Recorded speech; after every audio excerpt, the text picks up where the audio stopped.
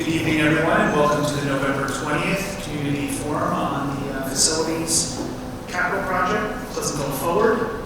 This is our third meeting, official forum meeting. I think we've had two before that in a prior iteration, so we're up to 5. We plan on continuing it as one of our meetings of community, meeting with the community and sharing everything. Tonight's a relatively big update. We've got a lot more flesh around each of the individual projects, so pretty excited to share those with the community. The board and administration have been working very hard alongside community members, third-party consultants, and staff to develop this, and so it's pretty exciting to share this. Same format as last time. We're going to have a quick overview of the communication, the reason behind the project, and we're going to jump right into the subcommittees and the Community Facilities Committee drafts recommendations and explain each board member that's responsible for a specific area. We'll explain the various aspects that are being included, what's not being included, what's may change over time. I know you're looking forward to hearing more about the chillers and the heat pumps, that's why everyone's here. Then we're going to talk about planning and next steps. A little bit of discussion mixed in, and then we'll move to financial matters, timing with round of questions. As we did last time, after each section, so when we talk about BRS, we'll pause there, and anybody that wants to talk about BRS specifically will be asked to come share at that point. As a reminder that all of the public speaking that is done will be subject to Rule 1510 of our policy. Effectively, that just means get up, state your name, your address, and then feel free to share with us. We are going to have time limits, but we'll be generous with them given it doesn't look like there are time people here this evening. So with that, I will turn it over to Dr. Litinsky, and we'll get started. Thank you, and good evening.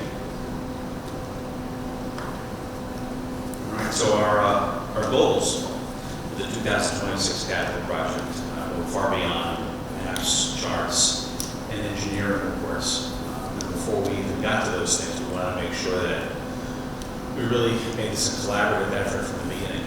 So some of the things that you see on that slide up there, items that we stressed with this capital project are communication, engagement, balance in terms of the different kinds of things we were looking at in the project, and clearly transmitting our purpose, what we wanted to do.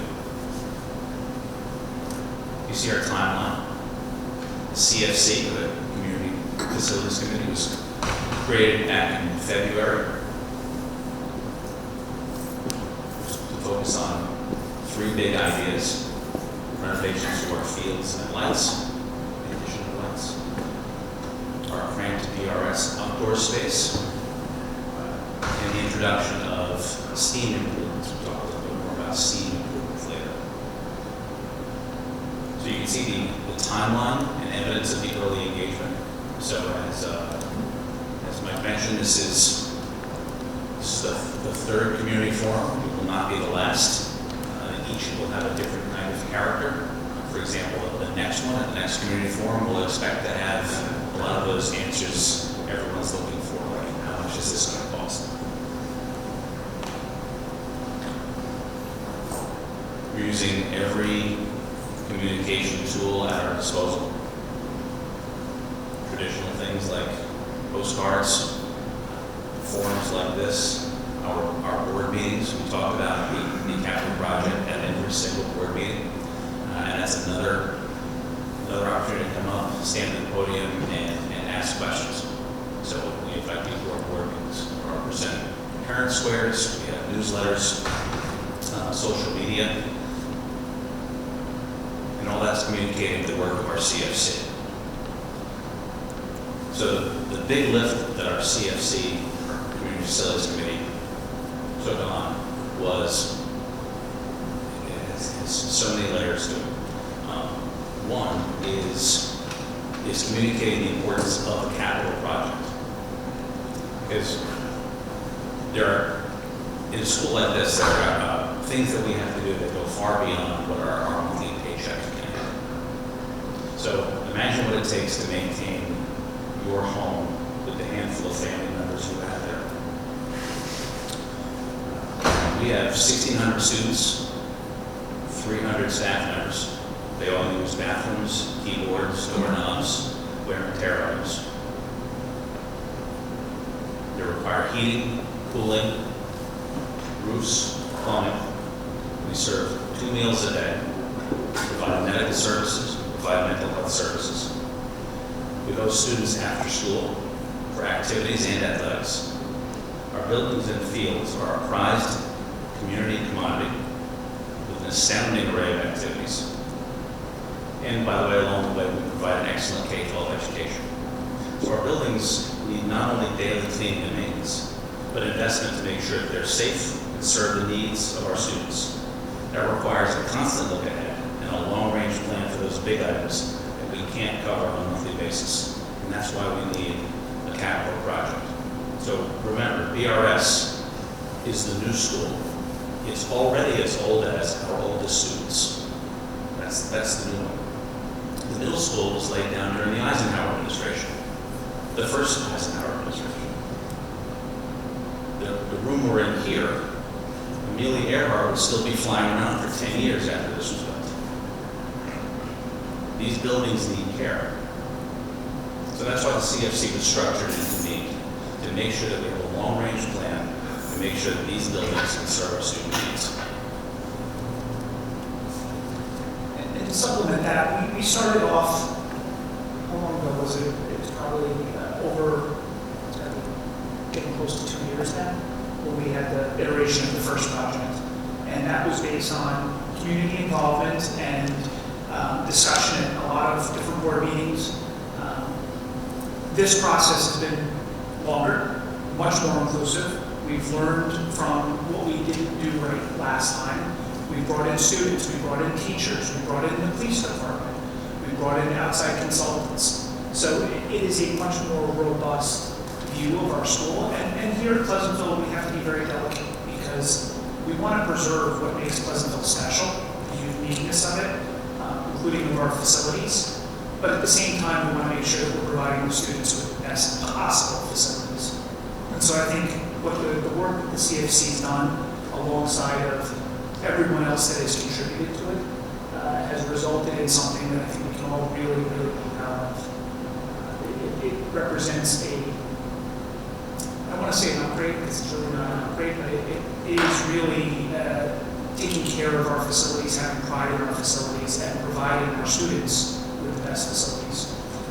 Eric and I met last night with state legislatures. One of the things that they brought up was when we don't invest in our schools, when we don't spend money and put money into the schools, what it's really teaching the students is that this is all that they get, this is what they deserve, they're not worth more.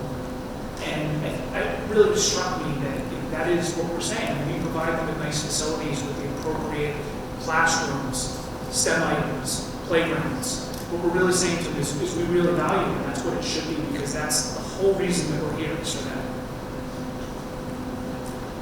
Well said. And I hope I conveyed the age of our facilities and the need to keep them up.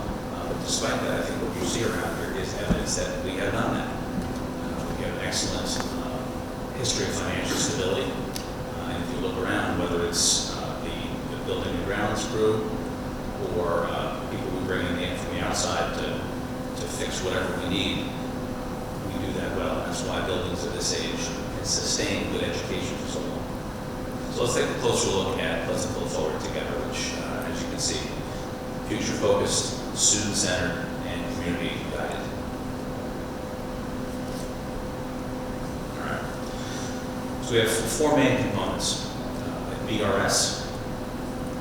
The question is, how can we reconfigure the exterior space to meet the varied needs of physical education classes, recess, camp, and community? It's a relatively tiny spot, smaller than a regulation soccer field. And we have a lot to do on that real estate. Pristine. How can we enhance our buildings to provide superior cross-curricular instruction to prepare students for the future? Our main task. For fields and lights, how can we improve the experience of our athletes and meet the needs of our teams with limited space?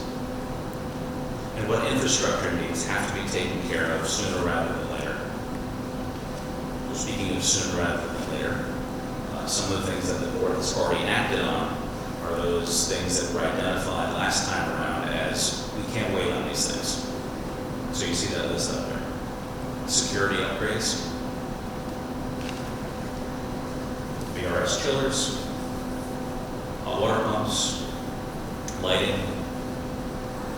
So these things, the plans were put in place so that upon a successful vote in May, we'll be one step ahead. So now we're going to take a look at those three subcommittee tasks, starting with the Bedford Road School outside area.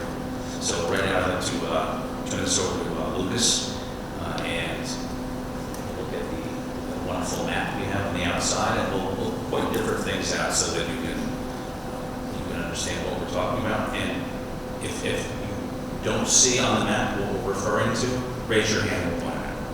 Lucas. Thank you. And what you see here is a current configuration of the Bedford Road recess area, which consists of an asphalt lot that has a court, a playground with rubber surfacing, and a artificial turf field. One of the biggest challenges with this space is the fact that the staff cannot have more than one grade or one class out at a time because of the layout and the configuration of the program. The main issue is the turf field, which bisects the space and causes a condition where part of without interrupting a class that may be using the turf field, the half of the space is not usable or with disruption is usable. What we've come to decide on is that some of the challenges with the space that we've heard from Village as well as parents is that there's a lack of shading, there's a lack of seating, soft surface seating for students, so that kids that are not involved in play activities on equipment or fields, they don't have a place to sit. And what we discussed before was that about 5% of this has a natural landscape, and we would like to sort of increase that. Our draft recommendations were based on discussions that we had with administrations, with teachers, as well as some parents. And we came up with a couple of items to install 2 play structures, at least one inclusive structure. And this would accommodate a range of student activities as well as abilities. We would add grass fields in lieu of an artificial turf field, create a swing set area, address security issues by looking at the gate at Bedford Road as well as Academy Street, and implement sort of access control during school hours. We would also add shaded structures and more flexible play activity space, and privacy fencing between the recess area and the neighbors on Guyon Street, as well as replacing the retaining wall along Academy Street.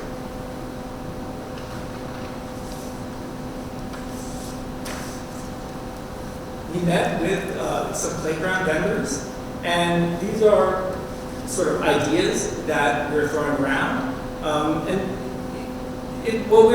think the goal is to offer children a wide variety of activities to meet their needs. So we're looking at perhaps 2 different play structures. One that would be inclusive as well as maybe accommodate younger children, as well as maybe a more challenging system that would accommodate the older 2 through 4 grades of Bedford Road.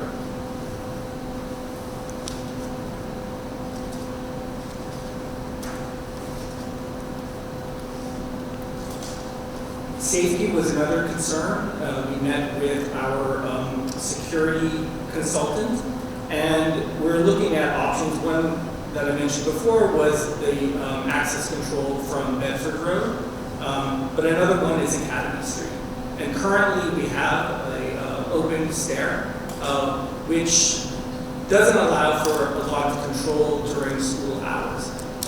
We're looking at options to perhaps use a space that's currently there, the arcade, which is to the right, Buxton Green, to accommodate a more secure area during school hours. Of course, outside of school hours, the facility will be, allowed to be used by the community, but during school hours, it just provides a sense of access control.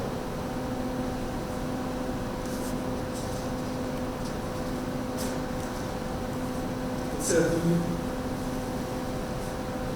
the layout that we're thinking about is that we're not removing anything, but we're reconfiguring things. I think the biggest thing that you see is what was the artificial turf now is bifurcated with a path which cuts through the space. This pathway was initially conceived of in the first sort of iteration of the plan of this site in 25 years ago. And I think it remains relevant today because it allows for access to all the features in the recess area without interruption of those specific spaces. So it cuts through from Bedford Road all the way through to the entryway. It gives access to 2 different grass fields, the court in a different configuration. On either side of the grass, one of the grass fields in the court are the playgrounds as well as the swing set area. Indicated by the squares, the green squares would be shading elements.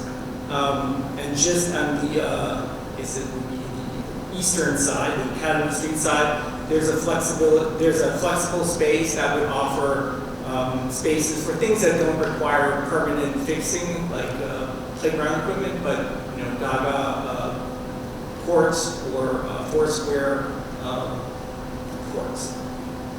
Another feature that may not be visible there, but what we've done is think about using the entryway, which currently on Bedford Road is not accessible to the students during recess, and push that fence line towards Bedford Road to bring that landscape into the envelope of the recess area, and to allow a different type of space for the students. And this could be an area that could facilitate gathering, social aspects.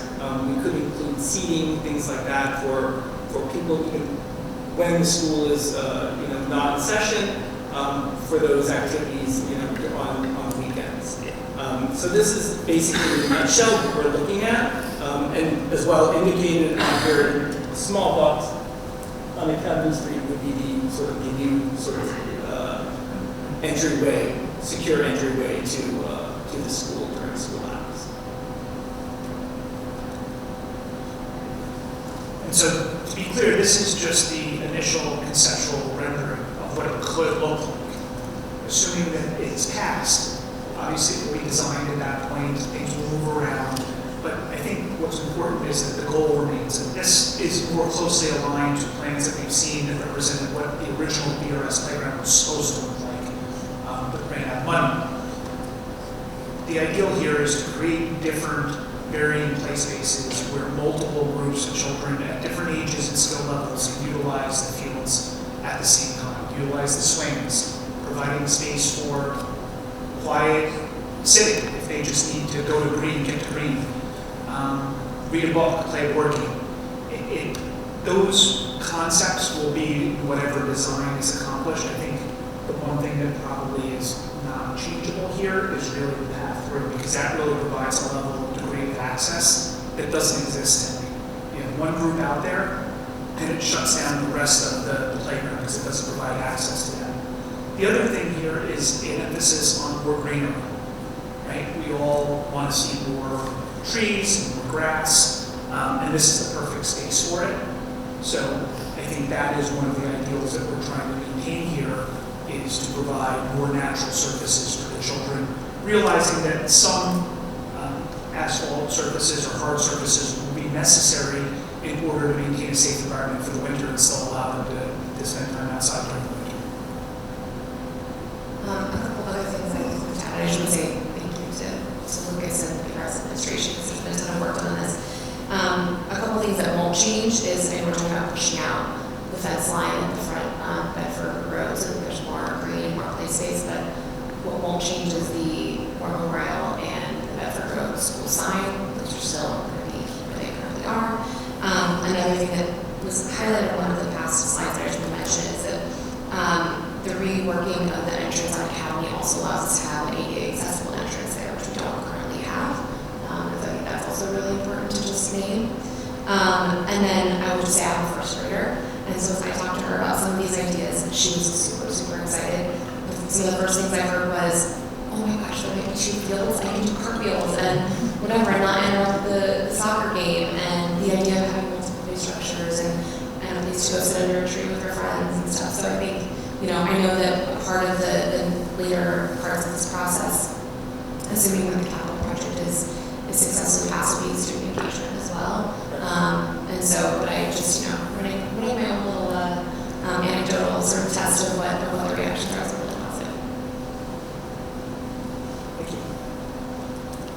So I just like that this presentation will be up on the website tomorrow. So particularly for this map or things like that, I think a closer look, you'll be able to see they're very lightly shaded. But for example, on the right-hand upper grass field outline, you'll see some of the underlying water infrastructure that's below.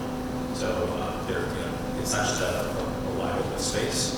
I think we just flatten and redo. There are other considerations. So take a closer look at the map. You'll see the security area. You'll see the Bedford Road fence a little more closely. So it's very interesting and detailed. So I encourage you to take a look at that. Thank you. Anything else from the board there?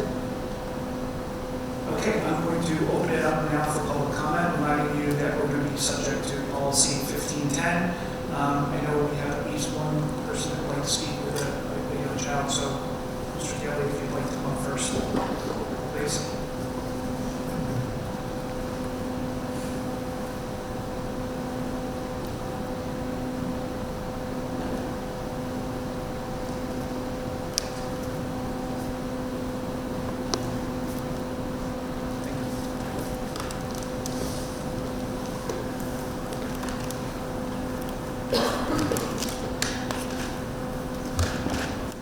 My name is Brian Cayley, and I live on Pierce Drive.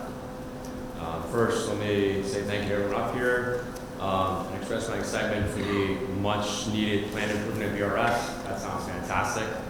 I am going to speak a little bit out of order here, because I am talking about the field improvement project. Unfortunately, I have 3 little kids at home, and I can't be up late burning the midnight oil with you guys, but I will check out the rest of the presentation on Zoom later. Like I said, I'm here because I believe in this town and I believe in our kids. As a volunteer coach of several sports and dad of 3 young children, I have seen firsthand what sports can do for the self-esteem and health of our young children. Kids who learn lessons about how to be active, how to be healthy, more importantly, how to be good teammates and members of our community. These lessons are taught on the fields, the playing fields and the sports fields in a way that is hard to learn any other place. I believe that we all want to do the best for our children. We want to give them every opportunity they can to learn and grow and to be active and to be healthy. We want to provide for them bathroom facilities at our outdoor fields, and we want to spare them the indignity of squatting behind a bush or a shed at a field. It's embarrassing for children and grandparents who come to watch games. I don't know what their option is. I mean, it is embarrassing and a situation we don't want to put them in. And a situation that I think we all agree on can be easily solved. Weather and field availability issues cancel practices and can lead to very late field times, especially for our young children who often seem to get the leftover scraps of what is left after the varsity and the junior varsity finish up. We have crowded field space. That can often lead to unsafe conditions where K through 2 children who are 5 and 6 year olds are sometimes sharing the field with 5th and 6th graders who could be 11 or 12 years old. Additionally, we've had other instances where high school athletes are practicing outside along our elementary schoolers who participate in our after-school program at BRS. Again, these improvements to BRS are going to be fantastic. 2 of my children are still one of them will be there next year, and I have one there right now. It's a wonderful school, but these updates will be great for the school as well, for BRS as well. Every season that we don't fix these problems is another season that our kids suffer. In particular, our young children and our girls' sports in particular seem to be the ones that suffer the most. I want to take this opportunity to thank everyone here and everyone that's watching at home. And I want you all to please come out and support our children, support our community, support our future, and support our capital plan. Thank you very much for your time. Thank you for listening. Thank you. Well, one thing to point out that I'm glad you brought up because it's something that we've planned into this. One part of the project, which you'll hear later, I believe is still a recommendation, is to turf a small piece of grass that exists between the tennis court and the main field. The idea behind that is that we would no longer have tryouts or practices for varsity, JV, or modified on BRS space. That would be solely for BRS students, Panther Club, which is not a school program, it is a village program, but the idea would be as much as humanly possible to keep high school sports at the high school. That's still the plan, right, John? Yes. Good contribution.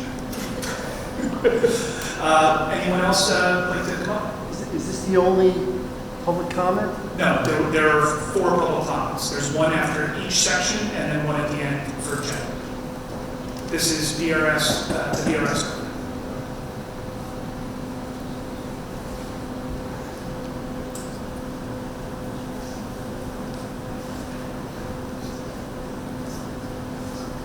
Michael Inglis, 40 Willow Street.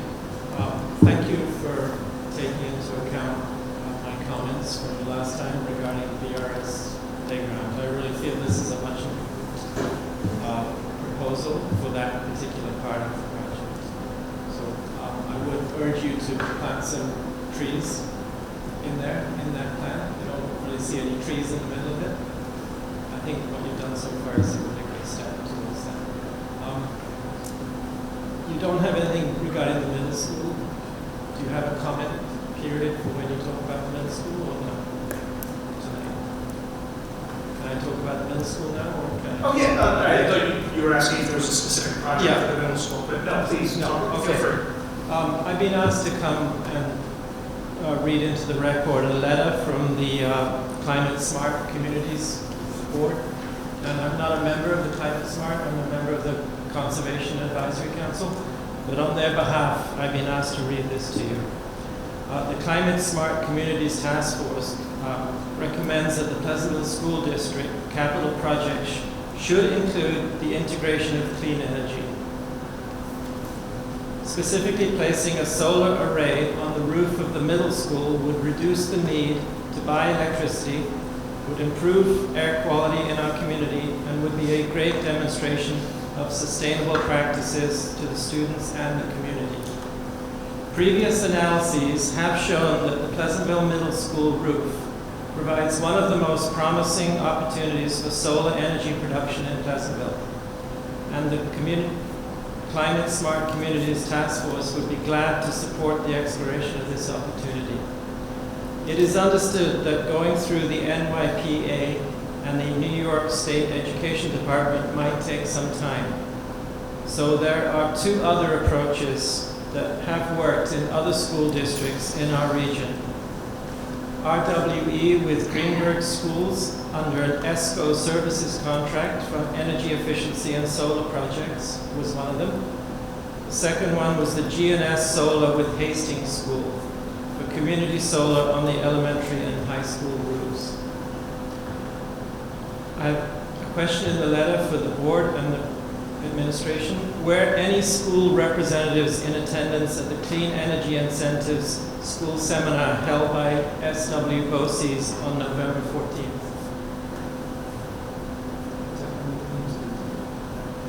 No, doesn't. Okay. Perhaps you should look into those initiatives, and maybe you can find a way to have solar energy as part of this proposal, probably at zero cost. So I would ask if you could forward your group's information to me, because It has already been emailed to the board and to the administration. I have not received it, unless you just sent it. No. They told me that they already sent it to you. Okay, I have not seen it, so if you I'll don't mind forward what it to you. sent, I will tell you, this is something that I personally looked into.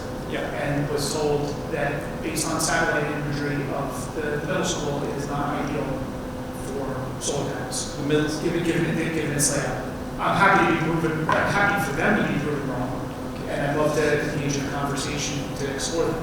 I'm not from the climate smart community, so I'm kind of like the middleman here. I get it. I'll send you the email and you can But reach please out to them. connect us, because it is something that Sure. I've looked at and was told, before bringing it up with anyone else, like, Anyway, thank you for what you did with BRS. Thank you. We'll have more comments later. yeah, please. So, I will be able to answer that question. We actually have looked into, we're always looking at the possibility of having solar panels, because first of all, it's clean energy, and also the state, we have agency that will actually fund part of it. So when we had an opportunity to redo part of the roofs at the middle school, it was 8,000 square feet. So at that time, we had a specialist came in to look at it. And first of all, 8,000 is not very large amount of space. But also, remember, at that time, we also put the HVAC equipment up there. So really just didn't have the opportunity to do that. For the rest of the roofs at middle school, high school, and BRS, when you do the solar panel, you have to have the roof that has at least 20 more years to go, and we don't have that. So we don't have the opportunity at this point. But obviously, next time when we do the new roof, we're definitely. And all that, the technology is constantly changing. So what we're telling you right now, that it's not enough space, it's still the roof, it's not feasible, that could be completely different 2 years from now. So it's something that will constantly be evaluated. Sorry. And I just want to, real quick, you go up. The legislative meeting we were at last night, a large part of it was actually dominated by energy conversations. So we're there for a meeting in terms of advocating for public education. We wound up talking a lot about the New York State's effort to promote electric busing. We also talked about the air conditioning requirements. So energy savings, new technologies, cost savings to fund all that. That's something that we're certainly talking about now and certainly will in the future.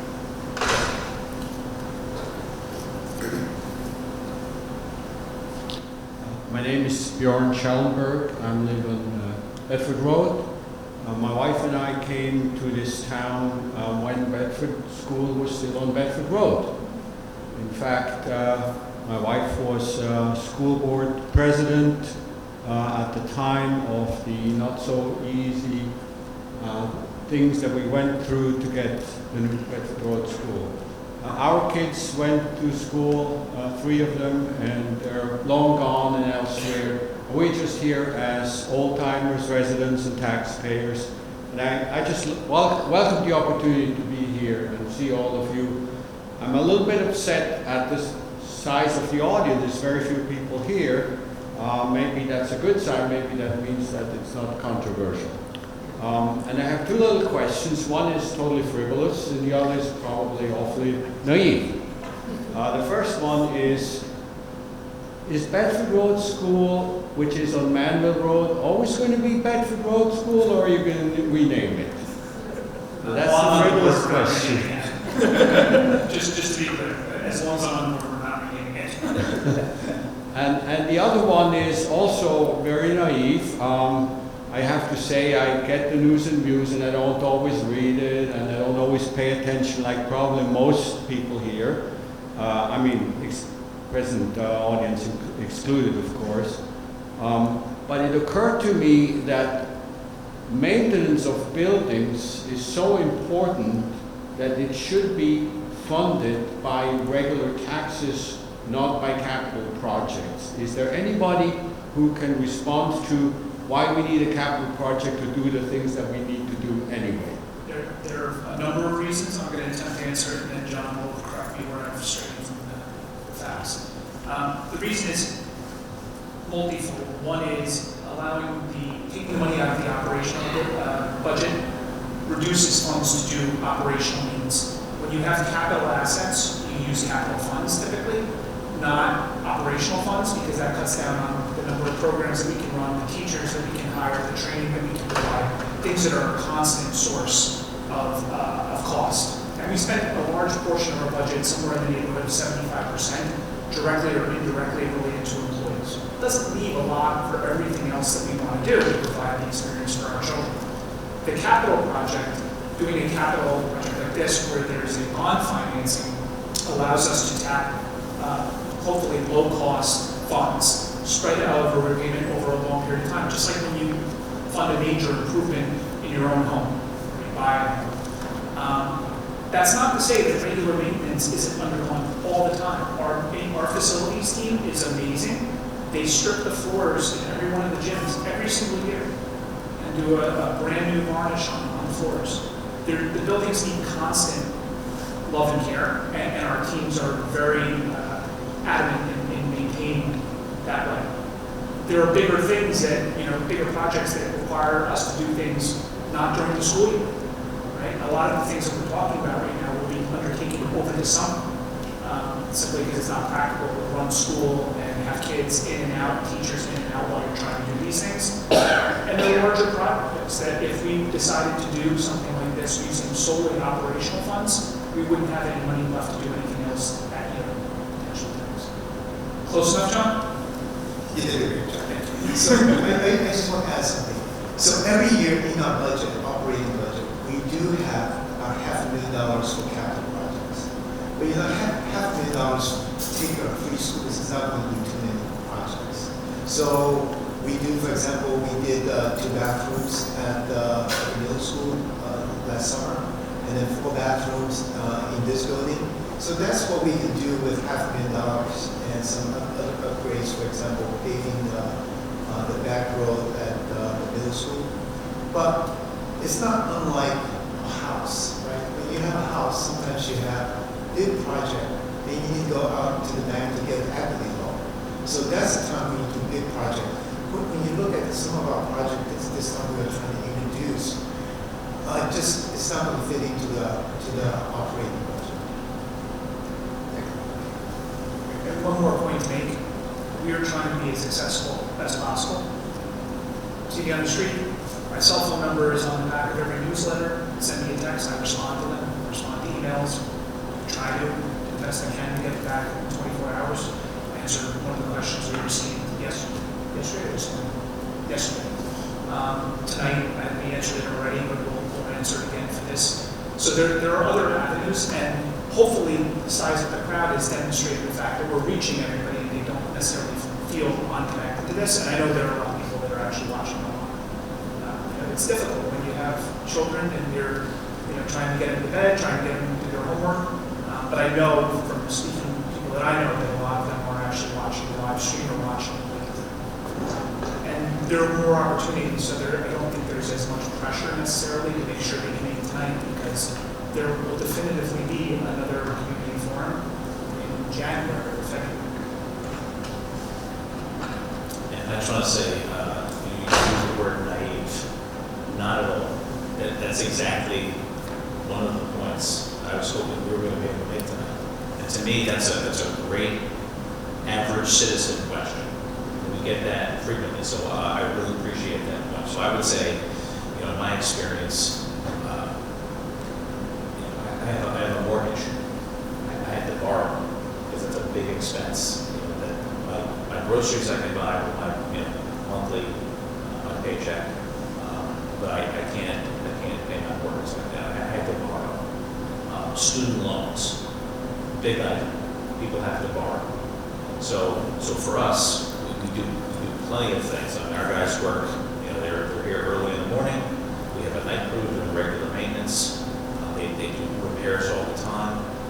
But those big ticket items, there's no way we could pay our staff to do our main job, which is to teach our kids, if we did this kind of thing at the operating budget.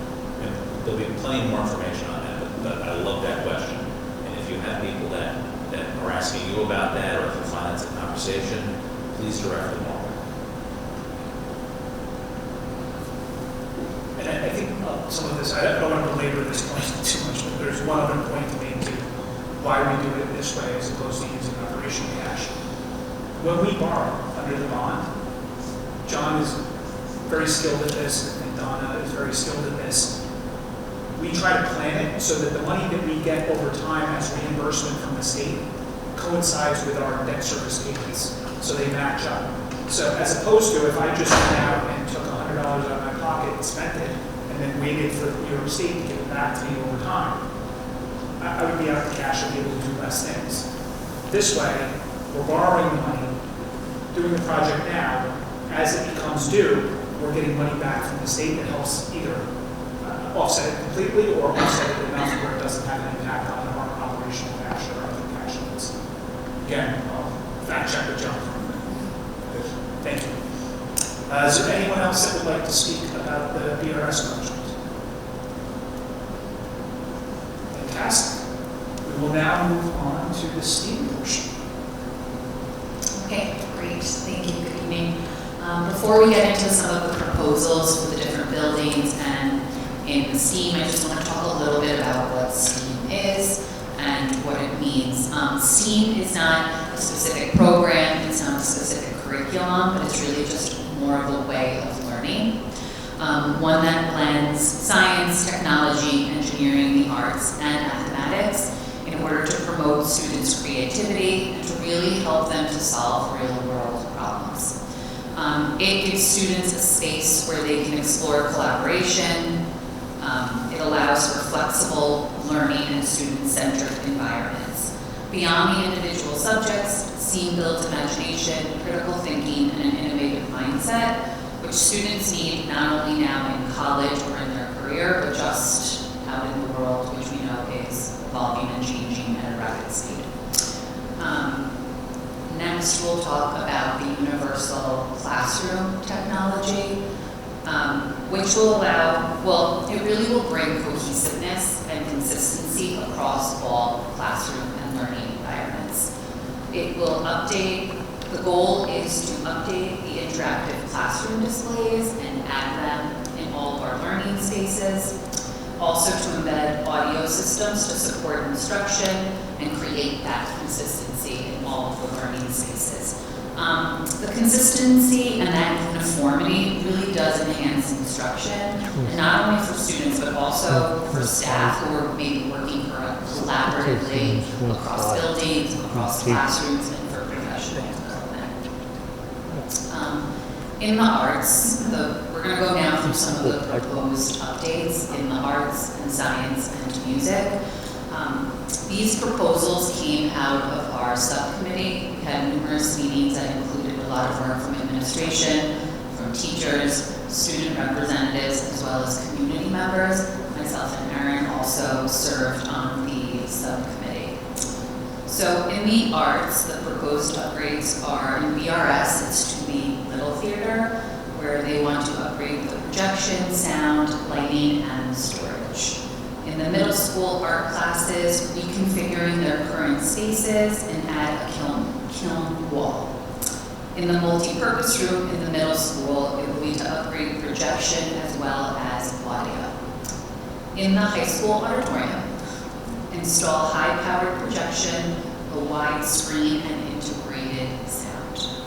And the art and music rooms in the high school to improve flooring, lighting, furniture, storage, sinks, and the HVAC improvements that really will help with the music.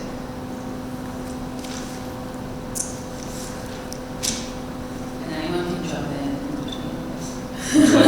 Laura Down, I just want to point out that you just talked about the high school auditorium, where we are right now.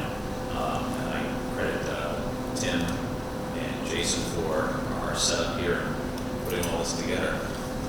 And that required, Jason, how long were you here before, Senator? Hour and a half? Just out.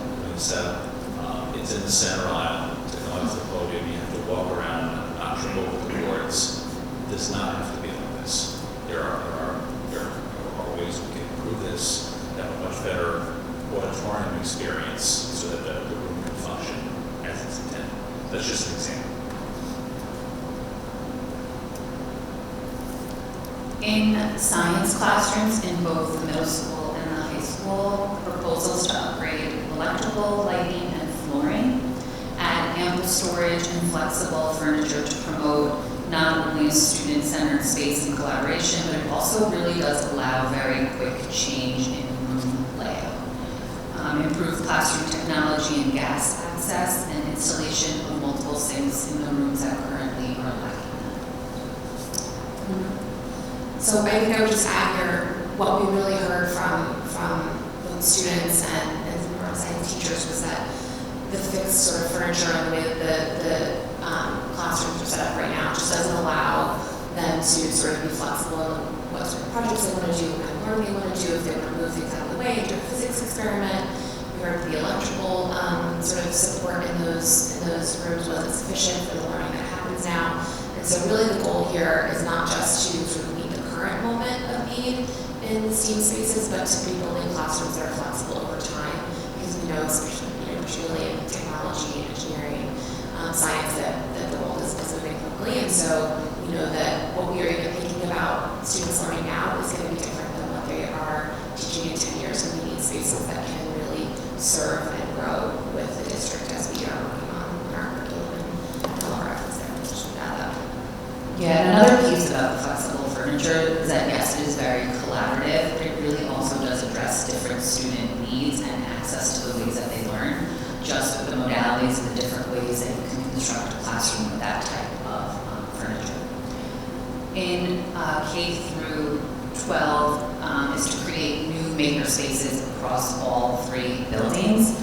At BRS, there is a proposal to add a maker space with storage, flexible work areas, and equipment such as 3D printer.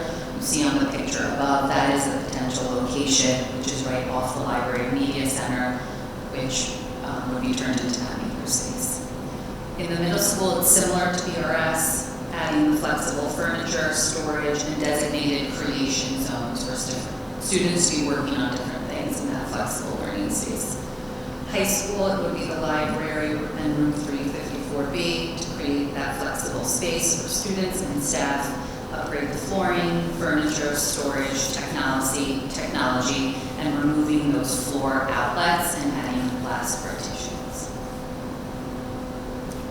So this is probably one of the hardest aspects of the project, and it's because it's so curriculum-based. A lot of the other components in these projects that we're proposing are really capital items. STEAM, when we talk about STEAM, it's not like we can go to a catalog and pick item C for STEAM.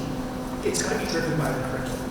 And so what we're trying to do with these projects is create enough flexible space. So our new director of the CIA, who has joined us, I'm going to call him the director of the CIA, no matter what. It allows them the flexibility, working with our teachers, working with the buildings to develop curriculum to support these things. And then having the space that's flexible enough to adjust to whatever that curriculum leads us to. Right? Right now it might be AI. It may be laser printing. It may be modeling. There's a lot of different things here that we want to have the ability to explore and utilize. And so I think what our team has worked to do is create very, very flexible space that can adjust and will be lasting past whatever the next iteration of this is. And I was just going to add, I think, given something you're sort of going to hear throughout the capital project is the need to have spaces that are multifunctional as well, because we have the footprint we have, and we have a lot of things we need to do with that. So we're talking right now about STEAM spaces in connection with the curriculum in the classroom, but these are also spaces that serve our extracurricular programs, like Science Olympiad, like debate, like all the various amazing after-school activities and extracurricular opportunities our students have. And right now we don't have, in many cases, the space that we need to do those things adequately. And this, we cannot meet all needs at once, but it's a big step in the right direction. throughout all of this is a question of space. And I know there's been some commentary about, well, you have enrollment that is dropping. Why can't you use the space that you have? And the answer is, number one, the enrollment's not dropping that much.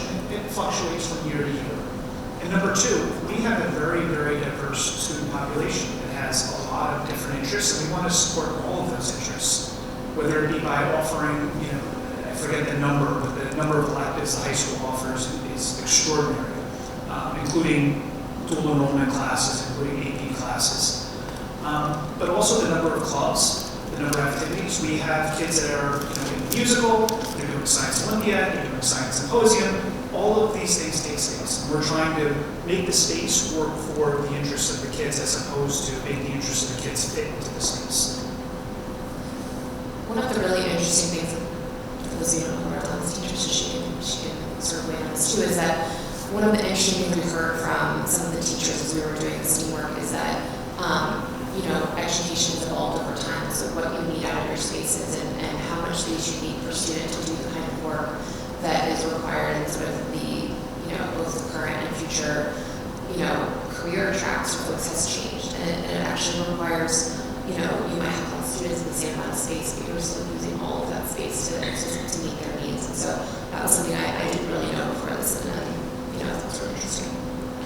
And I'll go back to what I had said before, that is very true, and it's also just as a learner how they learn. I keep going back to that too. Think about working in an office, you want to stand sometimes, you want to work with maybe a group of 4, but then you want to move away and work independently, you want to write on your desk as opposed to on paper. So there's so many different things you can do and tap into so many different styles of learning and just structuring and laying out a classroom. That it's really exciting work that's going to be happening for the students and the teachers. Yeah, our space definitely matters. We have all kinds of space. Just as you do, I would say, think about whatever space in your house you use for parties if you have people come home. Then think about that friend that has a much better party space than you do. Same activity, but theirs is better. The space is different. Or a kitchen. You can cook, but if you have a larger, better equipped kitchen, you can do it better. Education is no different.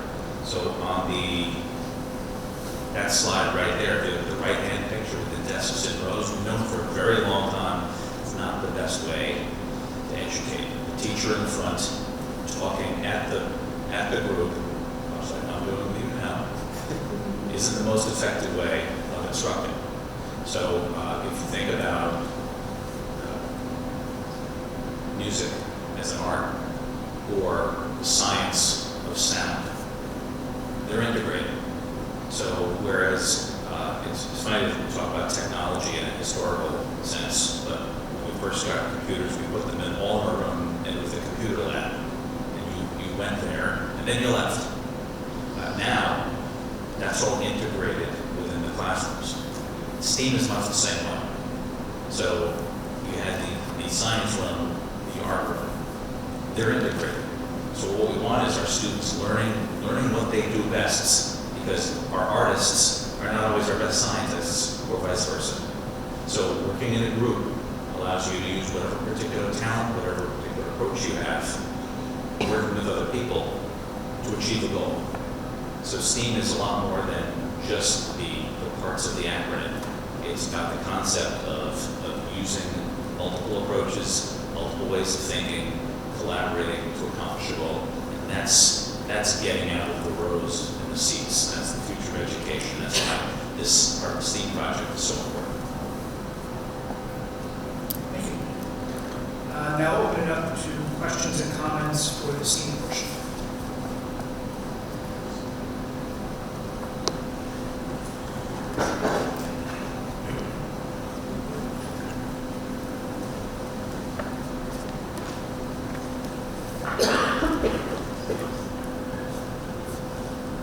Hello again, Michael Inglis, 40 Willow Street. Could you give us some dollar amount that you're anticipating for this part of the project? Because I don't think this was included in the previous proposals for the last. I think parts of it were, not all of it, Yeah. and the pricing exercise comes next. These are the recommendations as to what we want to do, and now we have to go out and price them. Okay, so you don't have that information tonight? Not to my knowledge. No. Okay. Do you And have there, any- and just to add that, and there are parts from the last, as we keep going through, things that were in the last proposal that are not in this one. Right. And the recommendations right now, which we'll get to, so, you know, This so is just where these just shake out. back and forth about the proposal. This is what's Well, on the that's table. pricing. Okay. Yeah.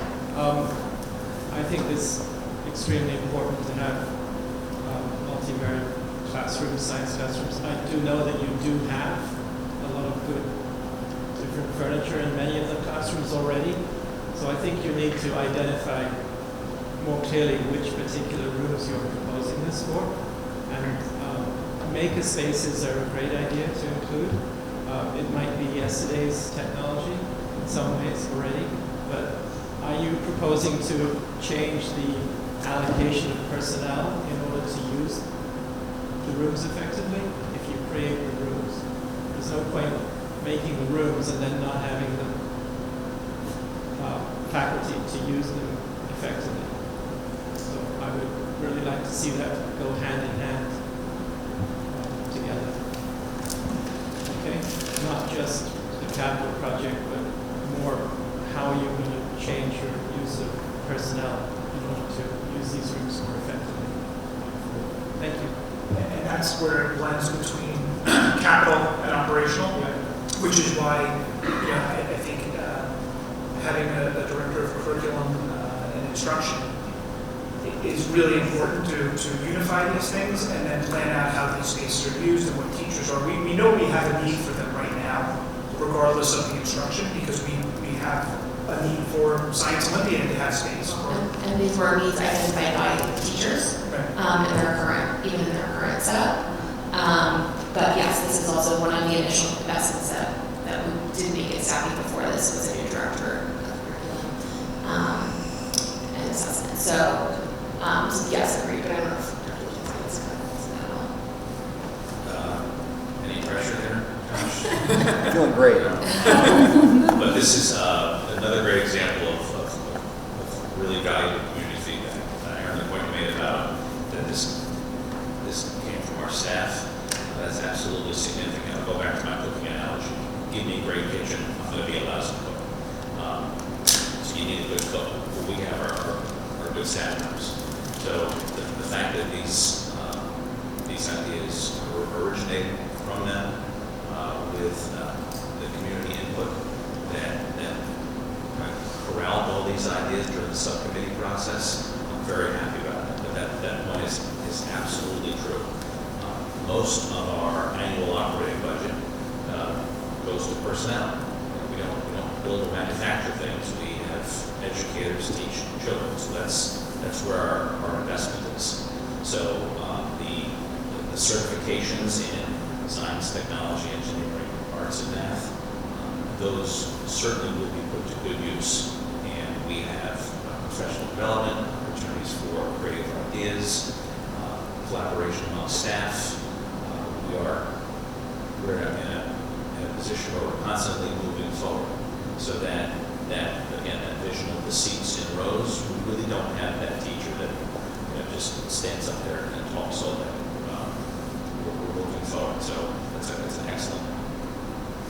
I also think that exactly, the point of, yesterday's technology, or maybe they think that is part of what the challenge is, and some of the STEAM work is that we want to build the infrastructure that, yes, that piece of equipment, may be, obsolete in a few years, but we have a space where we can sort of evolve into the next stage of whatever is sort of coming down the pipeline for learning. But it is one of the challenges, not just of the STEAM pieces, but it feels like education is always moving target.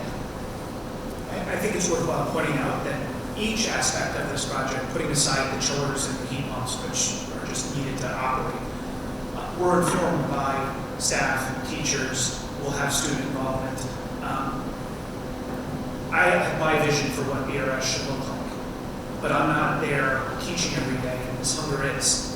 So Ms. Hunger's opinion of what are the kids going to use is more important than mine, and I think we've sought that information out from the people that are actually on the ground doing the work. So it's not just our ideas on any aspect of this. It's really coming from the teachers, the and the people that are using the facilities. Anyone else like to speak about STEAM? All right, with that, we will move it to Fields and Lands with Mr. Lucy. Great, thank you very much. Okay, so let's walk through some of the fields. Just as a reminder, these are kind of draft recommendations that are coming out of our subcommittee. To be clear, it is not a unanimous for all items. That people do have different opinions that we do want to respect and take into account. But I think this represents a consensus of our committees.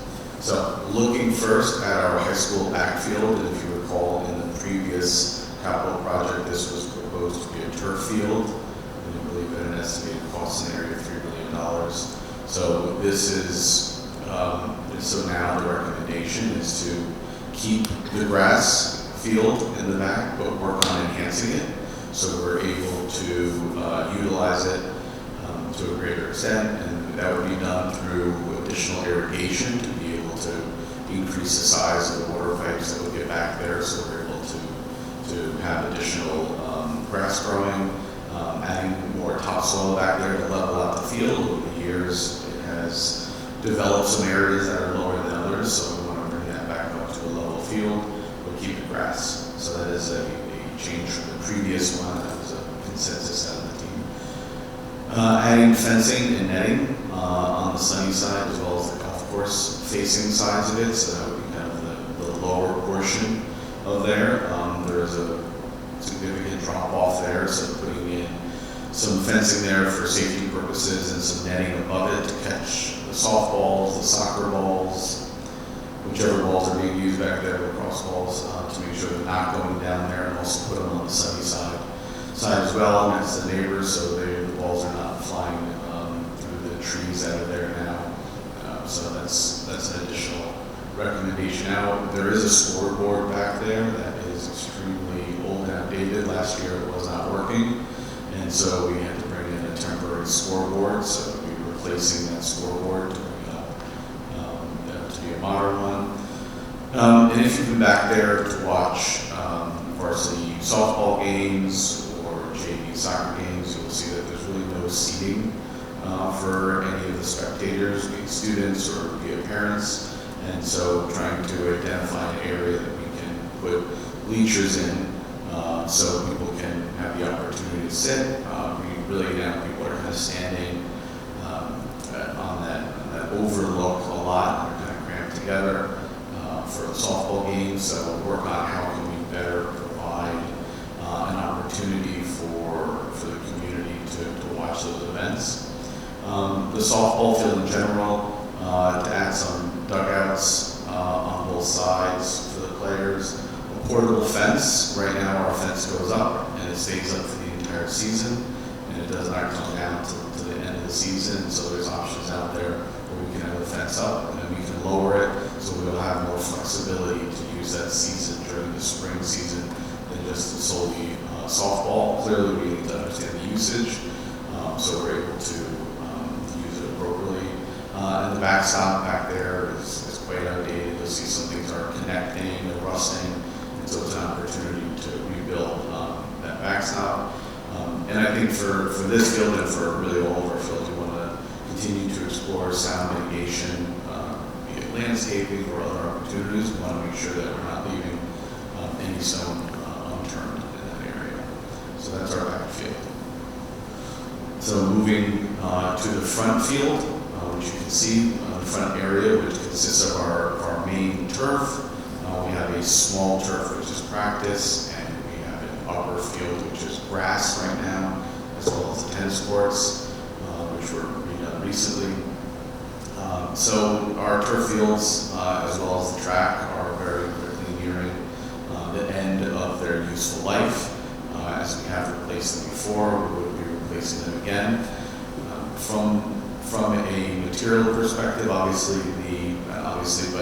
the materials both for the infill and for the turf have come a long way in the last 10, 11 years, 12 years since it was decided on last time. So there's a lot of environmentally and environmentally friendly options, more so than it existed 12 years ago when this turf was decided on. In addition, it would be realigning that small turf field.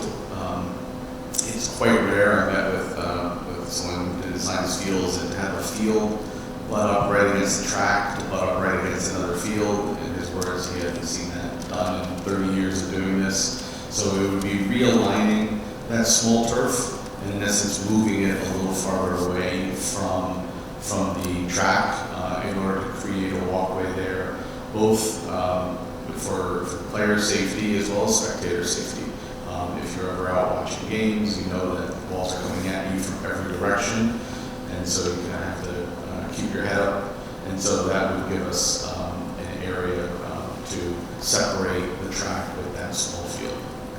In addition, right now, I'm sure people, if you come after school or on weekends, you will see that there is a lot of unauthorized use from bikes, from e-scooters, from at times dirt bikes going through there. The benefit of our location is that we are very accessible to the community. The downside is that we are very accessible to the community. So everyone can get there, and we do not have 24-hour security out there. So we do have security at targeted times. People are not out there 24 hours a day, and that does impact the useful life of our fields and our track. So we want to make sure that we have additional fencing, so it is much more difficult to kind of just accidentally wander onto or ride your bike right onto the turf, onto the track, and so we need to look at the additional way to make sure that that location, as is common with many high schools and tracks and fields, have the proper fencing around it. In addition, right now, if you are, from a bathroom perspective, if you're here for school events, you have to enter into the school, which at times can allow you access to greater parts of the school from a safety perspective. If you are here for non-school events, there is a porta potty, which is not ideal, but for the school purpose, I think when we look at it is how do we keep our school as safe as possible and make that easily accessible to our students, as well as the parents and the community who are here supporting them and watching their games. So it would be to install bathrooms similar, like you see at Parkway Field, where they have the building there and you're able to go in and out with running water, which would be nice. So that would be putting in bathrooms as well. I know one of the concerns around just the general proposal is, would we play football here? Would we leave Parkway Field and bring our football program here? There's no intention to bring the football program here. In our previous bond, we had goalpost foundations put in the proposal. It's really kind of an emergency that if something was to happen to Parkway Field in the future, that in the next 12 to 15 years, we wouldn't have to go and dig it out. That in our committee was a big sticking point. And so we said, listen, we're really not intending to do it. If that ever happens, we'll deal with that in the future, but let's hope it doesn't happen and we can continue using Parkway Field. There's no reason not to for our football games, so we will not put goalpost foundations in. That will be removed from the bond. John, on that point, just a question. Yeah. My recollection was that the reason for the goalpost foundations was really when we reached sectionals and we're advancing into the state tournament, they sometimes practice on turf.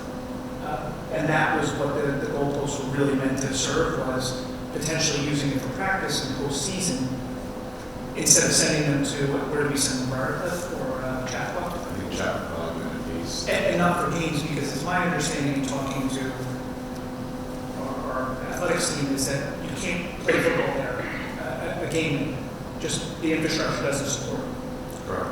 Is that a correct statement?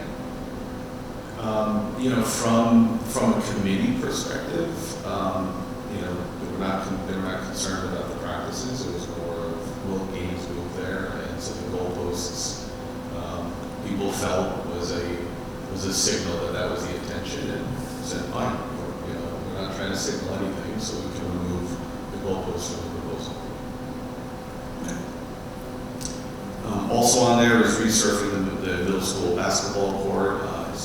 Installing new backboards and nets. Once again, if you're out there, you will see 10 to 15 bikes on that basketball court a day. In addition, it gets a lot of use. We are a unique facility where our main athletic fields are also our primary recess. There's really not a lot of other options for the kids to go during recess, so the field gets a tremendous amount of use, including our basketball courts. Also, in this front area is the upper field, which we would propose to convert over to turf.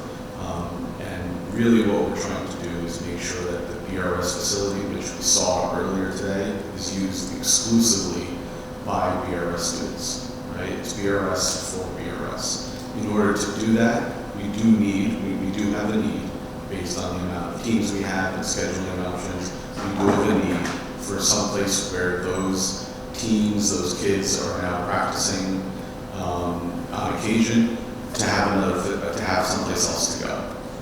And so the concept is we are trading the BRS turfs for the middle school turf here. If you've been out there, you can see that at times that grass field work, at times it is very muddy there, so it can be quite wet at times. So the concept is to trade out and enhance BRS, but we do need to give some place for those kids to go. So that's the back field, that's the front field, and as we said before, one of the current thinkings from a capital project perspective is to then have lighting be a standalone proposal. So I'm going to walk through lighting proposal at the high school. In previous community forums, we have talked about that we have explored Parkway Field. We do have that report back. It is on the website. If you have not seen it, please go and take a look at it. But it highlights the field at Parkway. It is really not an option for us to be able to relocate our athletics that are here at the high school down to there because of space and flooding constraints, potential for flooding. So what's driving the need for lights? So there's a lot of different factors that are all really playing into account here.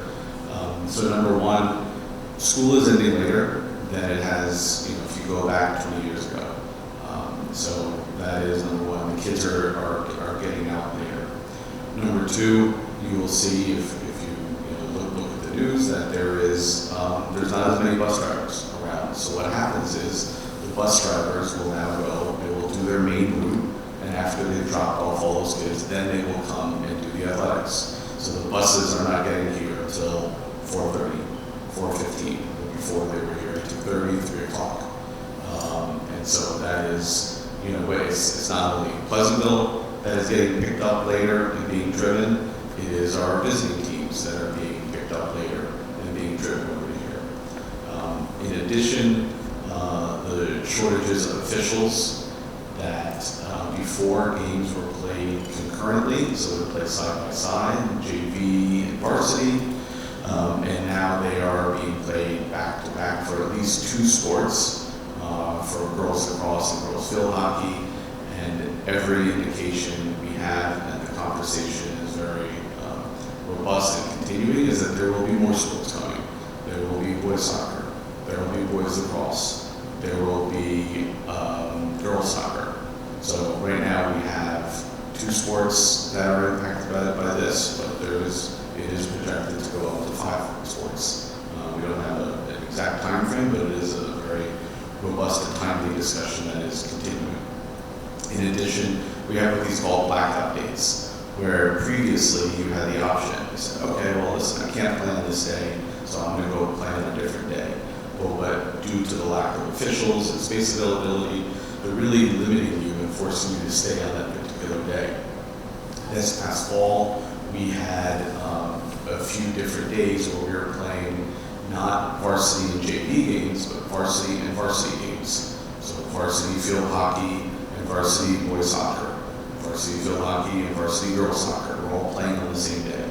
So it wasn't even a JV varsity issue, and we were locked into those days by Section 1. The cross-conference scheduling, which basically means that historically, we would be playing all the towns right around us. So it was a 10-minute drive, 15-minute drive on the bus. Now we are playing teams that have similar abilities and capabilities, and that means we may be traveling farther.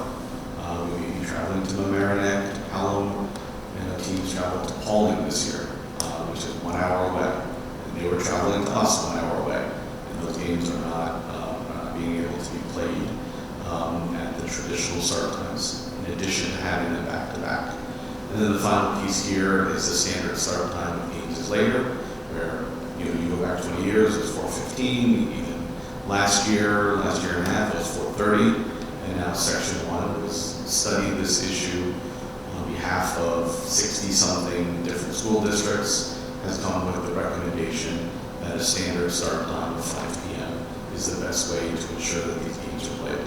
So that is driving us later into the day, which necessitates the need for more lighting. From a data perspective, we had 11 games last spring that required lights, and we had 10 games this fall. Once again, that's with 2 sports, not with the 5 that are projected. So this issue is only going to get more pronounced as we continue. So out of the, once again, this is not a unanimous decision reached within our committee, but with consensus, and I'll share some data in a second. It was 4 light poles that would be put at the high school main field using LED lights in order to minimize the glare and the spillage across there. So that was the consensus recommendation. Just to highlight, we talked about this last time, and this is available on the website, that we did engage Woodard and Current to conduct a lighting report. And we looked at every option that people thought of. No matter what, we said, let's try to get the data on there. So there is the diesel-powered temporary lights, which we currently have. We looked at the permanent lights, both at a 60-foot level and an 80-foot level. We looked at telescopic lights, which can raise and lower. We looked at solar-powered lights. We looked at electric-powered lights. So we looked at everything. And really, if you look across Westchester, New York, etc., the standard is really that permanent athletic LED lights, which are there. And one of the main driving pieces is what's called the National Federation of High School Association Standards, which drive the safety for those lights in regards to the spill, to the glare, to how they properly allow the kids to play safely. And out of all of these options, only one of them was able to be confirmed that they meet the safety standards. And so that is an important aspect that we have to consider. In addition, it does have the longest warranty out of all that, so that's a wise investment from a financial perspective. You can see there are other options here. Some of them, the telescoping lights are more money, and it has a 2-year warranty. So I don't think that would be a good investment for us, and we were not able to confirm that it meets those standards because they're generally not used for athletic events. So the company that manufactures does not have that data. Once again, all of this information is up on the website.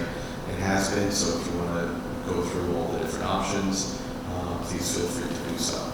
So that is how we arrived at the recommendation, the consensus for that. Now the height that we determined was 80 foot as opposed to 60 foot because it's 4 poles as opposed to the 6 poles. And so that would be less intrusive across.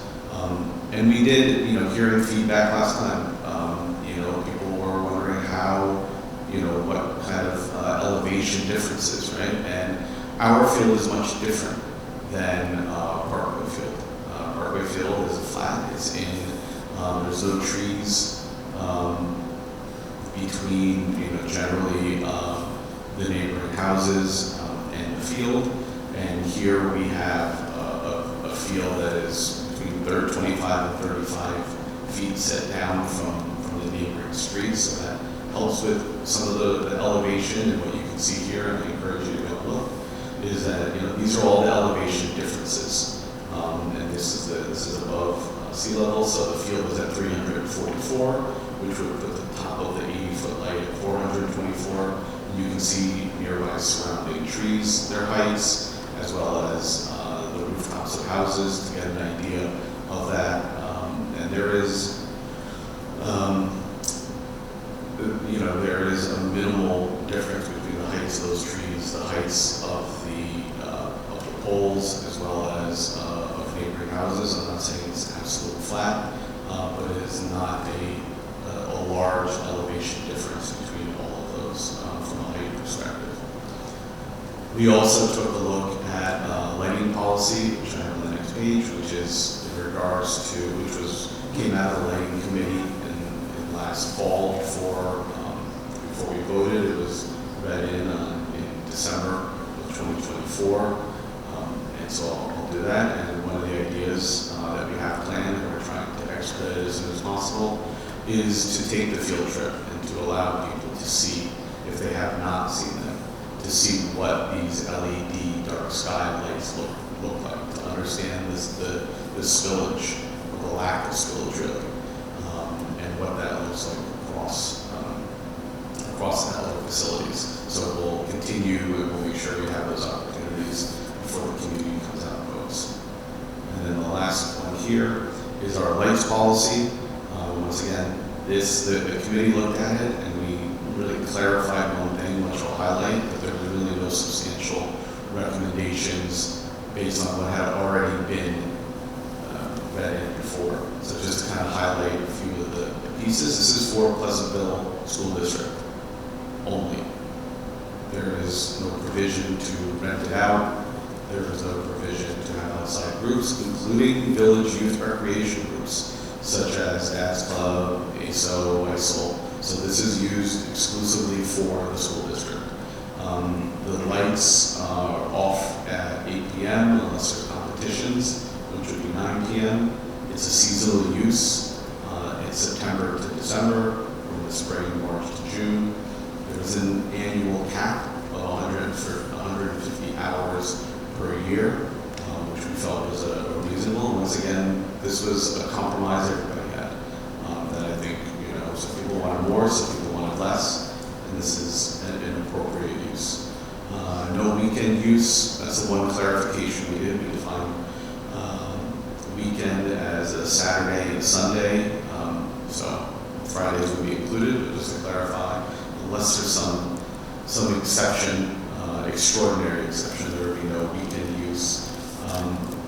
Holding our staff responsible for shutting off those lights after activities, so make sure we do have an accountable individual who has that responsibility, making sure we are following that policy.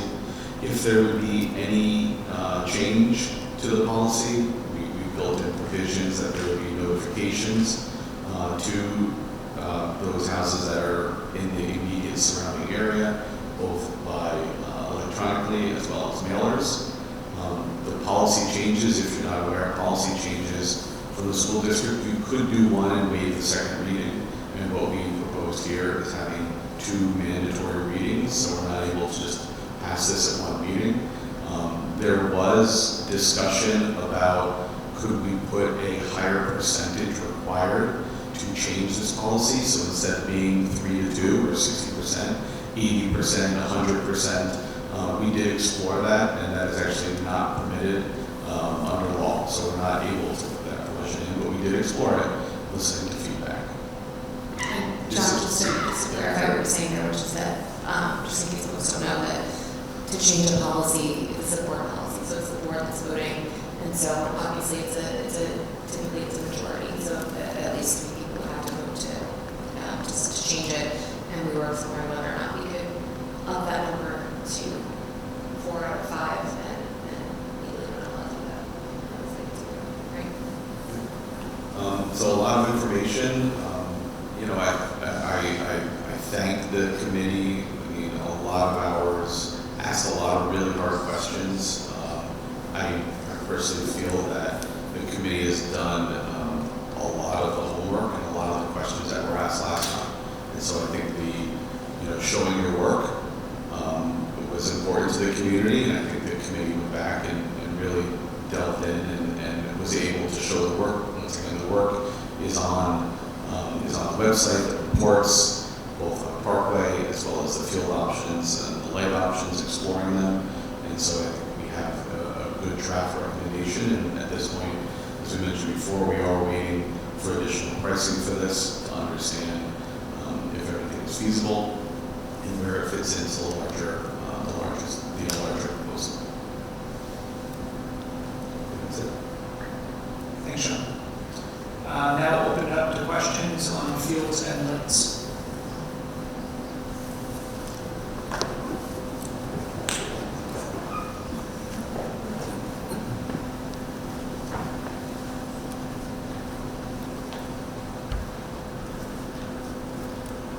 Hi there. My name's Amy Schofield. I live on Ann Place. I had kind of a handful of random comments, I guess, on different fields in no particular order. And I appreciate all the work and all that's gone into all of this.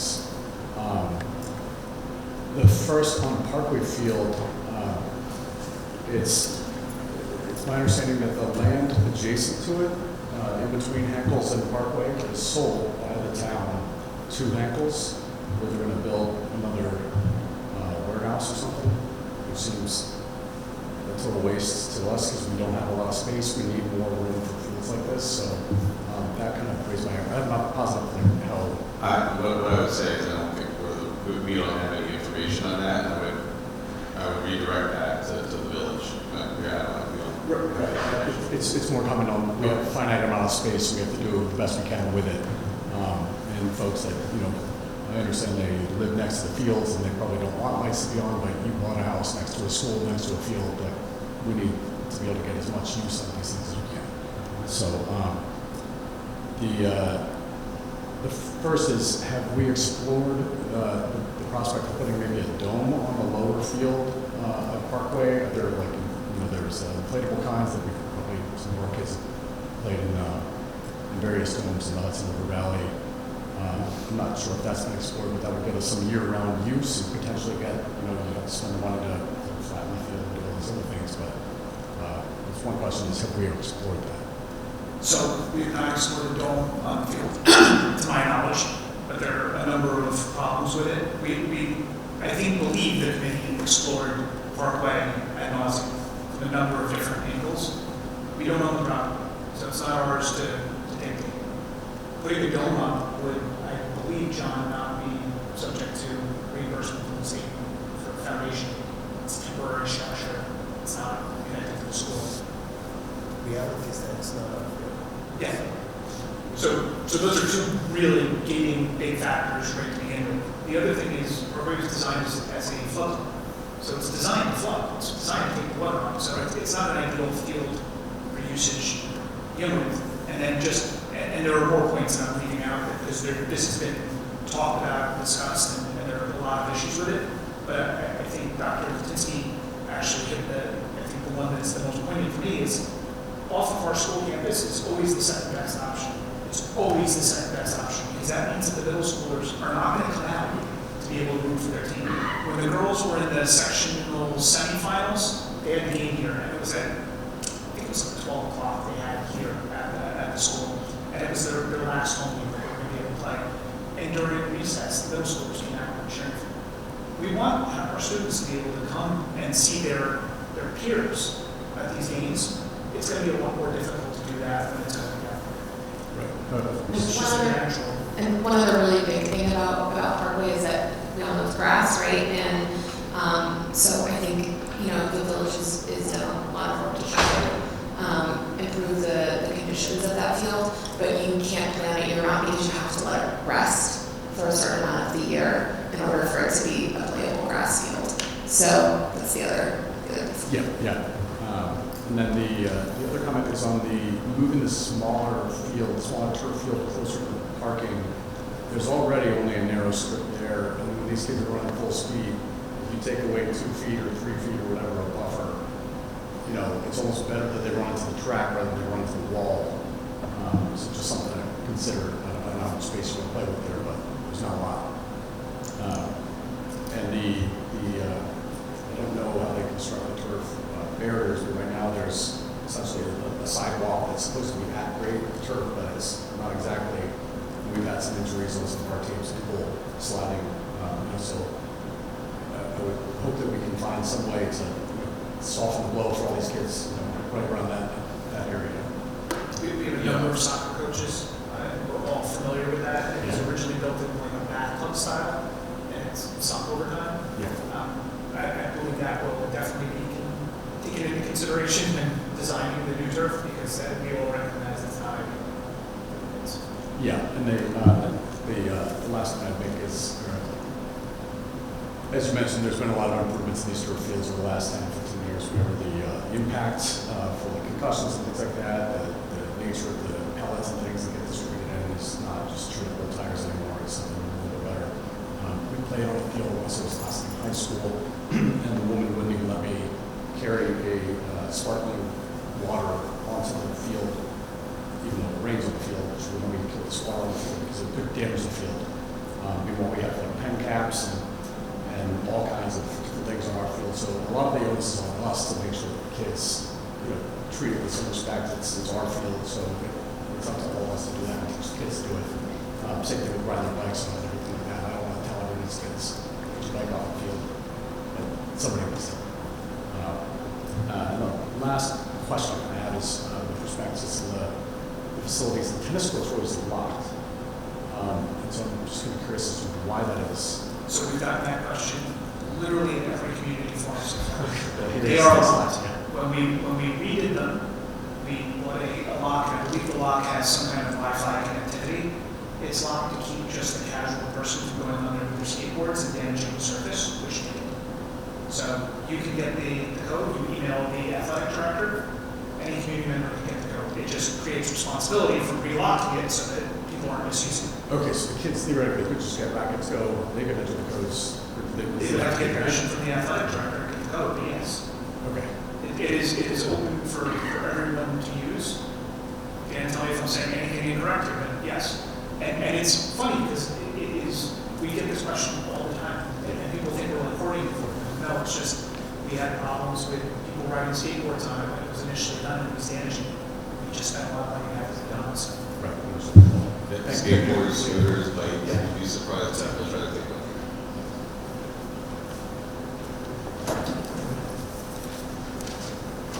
Hi, I'm Yvonne Vancourt. I live on Church Street in Pleasantville.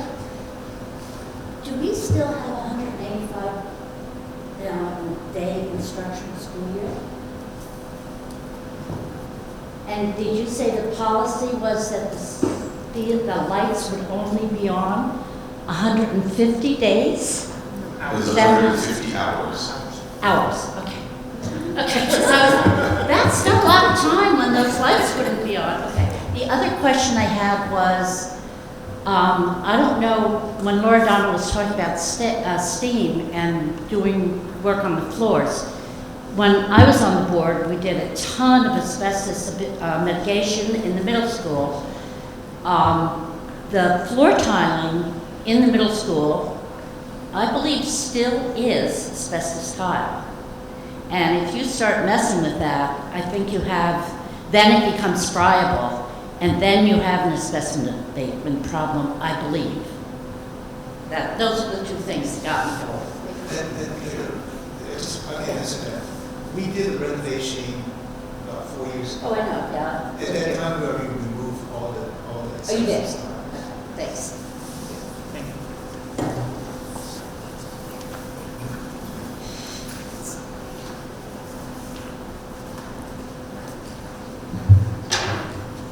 Hi, my name is Joseph Scargiati. I live at 43 Romer Avenue, Pleasantville. I think the Bedford Road School looks fantastic, wonderful. I think STEAM very well done. I even think, truthfully, the lights, the bathrooms, the turf, mostly very good. The bathrooms, terrific. New track, terrific. Turfing the old field, realigning the new field, terrific. So my issues are, and leaving grass on the backfield. Terrific. Thank you. I really appreciate it. My issue is the turf on the upper field. And I sort of get it, but I also sort of feel like we're taking all the grass away. I mean, everything. The Bedford Road School doesn't have any. Maybe you'll be adding some when you move the fence, but right now it doesn't have any. Okay, the middle school doesn't have any, except that little piece of grass on the upper field. And of course, the high school doesn't have any except the lower field. The lower field is stay grass, but the upper field, So I'm sort of ambivalent about whether to turf that upper field or not. My real issue, obviously, and I've said it before, and Mr. Lozinski, I'm sorry you have to get involved in this, but you're involved in it now, so, are the lights, okay? And so I understood what John said about these lights being focused on the fields. But I feel like there are going to be lights from the other side of the field shining towards the back of my house.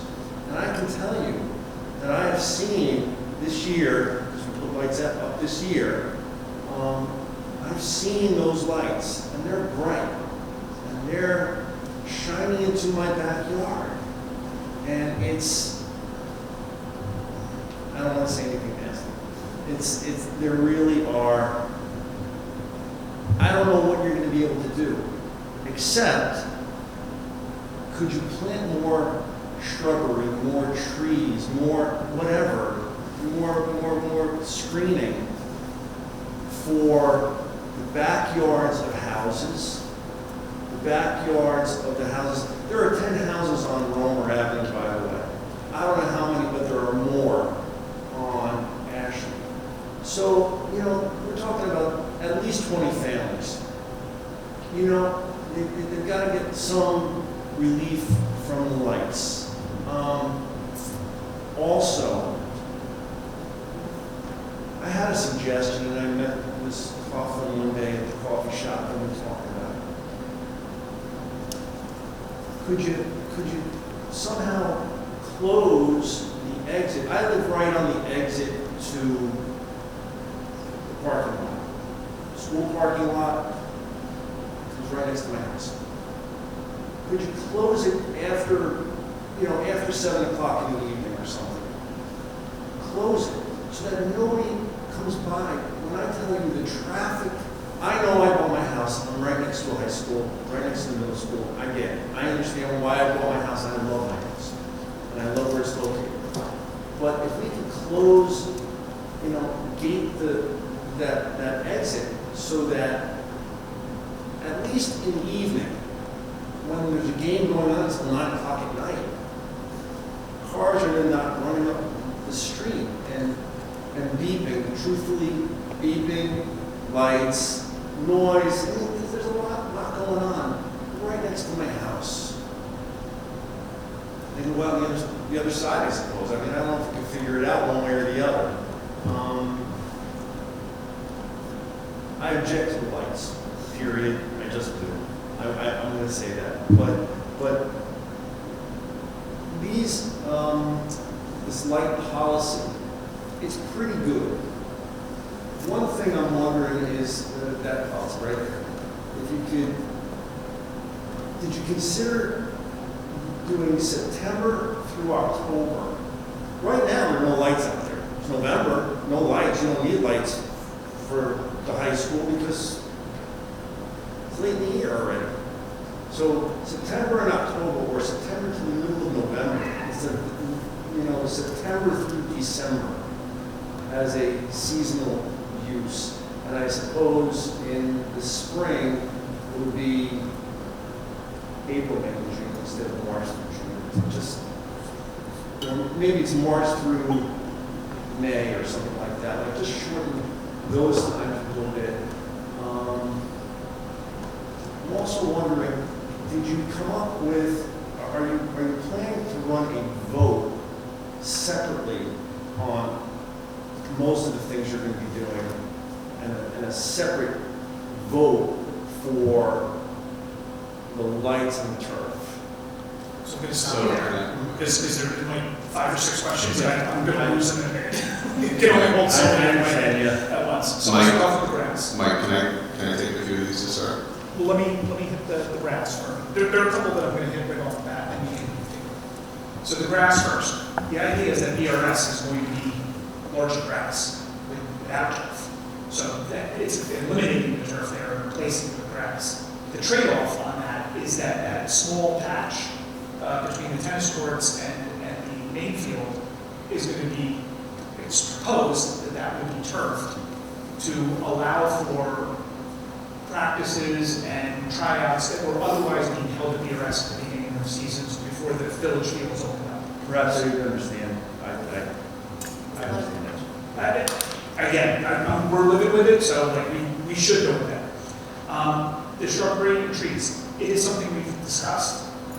It will be developed over time. It wasn't necessarily a light thing, because the lights, my understanding, and John cut me off here, and because he knows it much better than I do, the lights will be dark sky certified. If you go look at any of the new fields, and I encourage you, when John sets it up, to attend one. Yeah. Come with us to the field. Yeah. The design of these lights is not like the portable lights. It actually shines horizontally, hits a wall, and then shoots straight down. It's actually a really cool design. To go over to Westlake and check it out. The bleed over the light outside of the light itself and the field itself is very, very small. And there's a company that comes in to certify that for you. We know there's a problem with the lights in the back. Some of them have been adjusted just recently to account for that. Some of them can't be adjusted. And some of them are, it's a safety concern, a security concern. We need a certain amount of light there. This is not meant to impair on that. So the lights are going to be designed specifically to address this and keep the light within a box, which if you go to one of these other fields that have these, you'll see it's really almost like art lighting, where it's just a field. It's like you walk a little bit off the field and it's dark. It's just new technology, better technology. As far as the shrubbery, we were looking at it more from sound mitigation purposes, right? We understand that people are using their properties.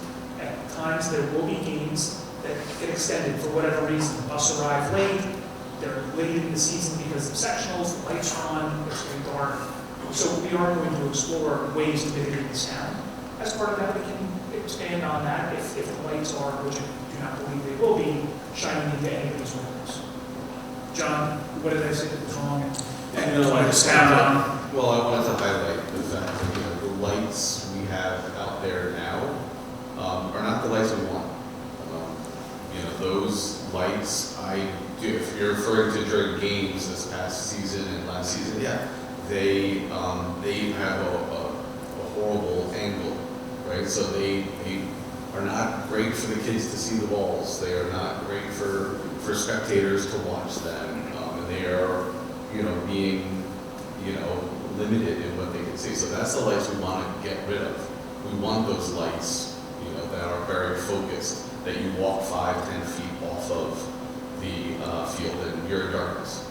And that's some of the complaints we've heard from other schools that said, we need to make sure that people are safe there. So that's one aspect, just to kind of confirm that. In regards to the lighting policy, so we want to make sure it's flexible enough and restrictive enough, right? So there's one way to make it more restrictive, which is limit the amount of hours. So you just can't turn it on. But what's difficult, especially from a postseason perspective, is we could have teams playing in November, right? Now this year we don't, right? So some, the football championships are still going on. soccer just ended last weekend, right? So those teams would have been out there in November. Field hockey just ended. So it's not intended to say, hey, every day of November. Once again, it's when we need them. And I think over the last 2 seasons, full year, I think we've demonstrated that, they're just not on and running when we don't need them. We've played games, especially early in the season, in the September timeframe. Probably didn't see the lights on a lot, right? Maybe towards the end of September. In November, I don't know if we had the lights on at all in November this year. And so we're not going to just put them on for the sake of putting them on. So it's, we have to get that flexibility. Putting the lights in there is kind of the preventative from saying run them for 4 months straight, right? You are limited. You want to use them when you can, or when you need them. But I think, it's feedback we can talk about, and I think, but I think I said it the last forum is just to be clear, the temporary lights that we have right now are not what anybody wants, because you're right, they do have a ton of glare, not just for the players and spectators, but for the neighbors. But that's what we get with temporary lights, and so we're really trying to find, a better option that would be a better experience for everybody, so we don't have to keep using those. I did want to say something about the small turf, and Dr. Shanaris can correct me if I'm wrong here, but because I have the same feeling too, like, okay, it's like the one piece of grass we have back there, but my understanding from my recently graduated middle schoolers, they really aren't able to use that space at recess or anything like that because it's often flooded.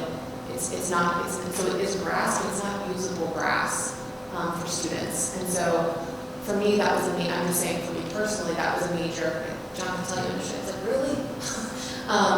But it's not a usable space at the moment. And so I'd rather be able to have usable grass at BRS and a little more usable turf there, since we already have turf there anyways, and have to be able to use it. Because that space isn't just for sports, right? It's for PE, it's for recess, it fills a lot of functions for the school. So it makes you feel any less ambivalent. I think about it as trading unusable space for usable space. And Dr. Shanaris is nodding, so. I will also add, there is other green space at the middle school. There is a central, that's true. That's true. So there is, it's almost like forgotten at times. Like That's you don't realize it, but there is that. You're not playing handball or soccer or maybe you can throw a ball out there. The last point, not to jump away from the grass, but the last point about the bundling, it is something that we're considering. You just gotta have it. So it's coming. I'm going to ask for a bundle, and not for a bundle, for a separation of the votes. The last thing that I brought it up before, could you consider closing with a gate the exit from the parking lot, out the exit from the parking lot, the exit, to make people go around next to the high school to exit. Truthfully, it's lights and it's noise, and the noise is equally important to me to the lights. That's all. Thank you.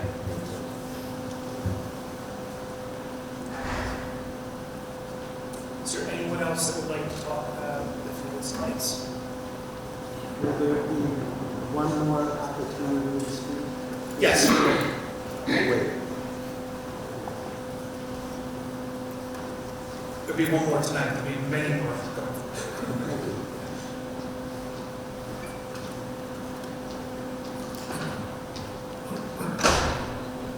Good evening. John Harris, 7 Hilliard Drive, Pleasantville. Thanks again for having us. Love all the updates. Thank you for the detail. And, the thing about any projects is the continuous improvement and I get the trade-offs of the BRS to go on grass and then the backfield's turf. But then I'm saying to myself, and you brought up the backfield, and maybe it's truly because of cost, but to me, those backfields, I don't really see get used much. And I know softball, but if we're going through this process, have you considered making the softball field turf and make that soccer field turf You would expand the use for the softball field. Soccer could use it, lacrosse could use it, field hockey. I often see field later in the season, I think football, they come onto the turf. I'm sure they would love to have space. Where the little field in the back, yeah, maybe you can do a small practice there, but if you're going through the process, and maybe it's truly money that's preventing this, but I think Valhalla has a similar situation where they have the turf softball that kind of crosses over, and it flows nicely. And if you play it on a grass soccer field onto a baseball or softball, those are notoriously not really favorable. I always hated that part of the field as a youngster. So I applaud everything you're doing. Wholeheartedly, the 4 light pole, 80-foot. Yes, Westlake is fantastic. When we were at North Salem, it was like there's massive trees that were behind there. The only thing that was lit was the field. So yes, the buffer is important, and I know people's houses and all that. But to the gentleman that wants to put the gate, my first concern is, what are we going to do if there's a safety issue, fire, access? I understand that's your yard, but just a few points. Like I said, I'm just curious if you would rethink about that continuous improvement of expanding the usage of the fields, because the needs are there. I see now even AAU teams or travel teams starting to use some of the fields. I don't know how that all works. But sometimes when I go practice with my girls, it's off season, but there's leagues there. So if there was an additional field, it would just be nice to have. Maybe you could keep that backfield up by the middle school as grass, but it sounds like it's unusable. And I remember when my kids were young, Mike, I think you were in charge of ASO. We had so many games canceled. We played on all grass half the season. I don't know, it seemed like it was just a bad year, but we missed so many games where the turf, it rains 2.5 hours up to 2 o'clock. You're still putting games, you're still able to play. So as the athletic director, I think it's a lot easier having the turf fields for continuity. The seasons are short.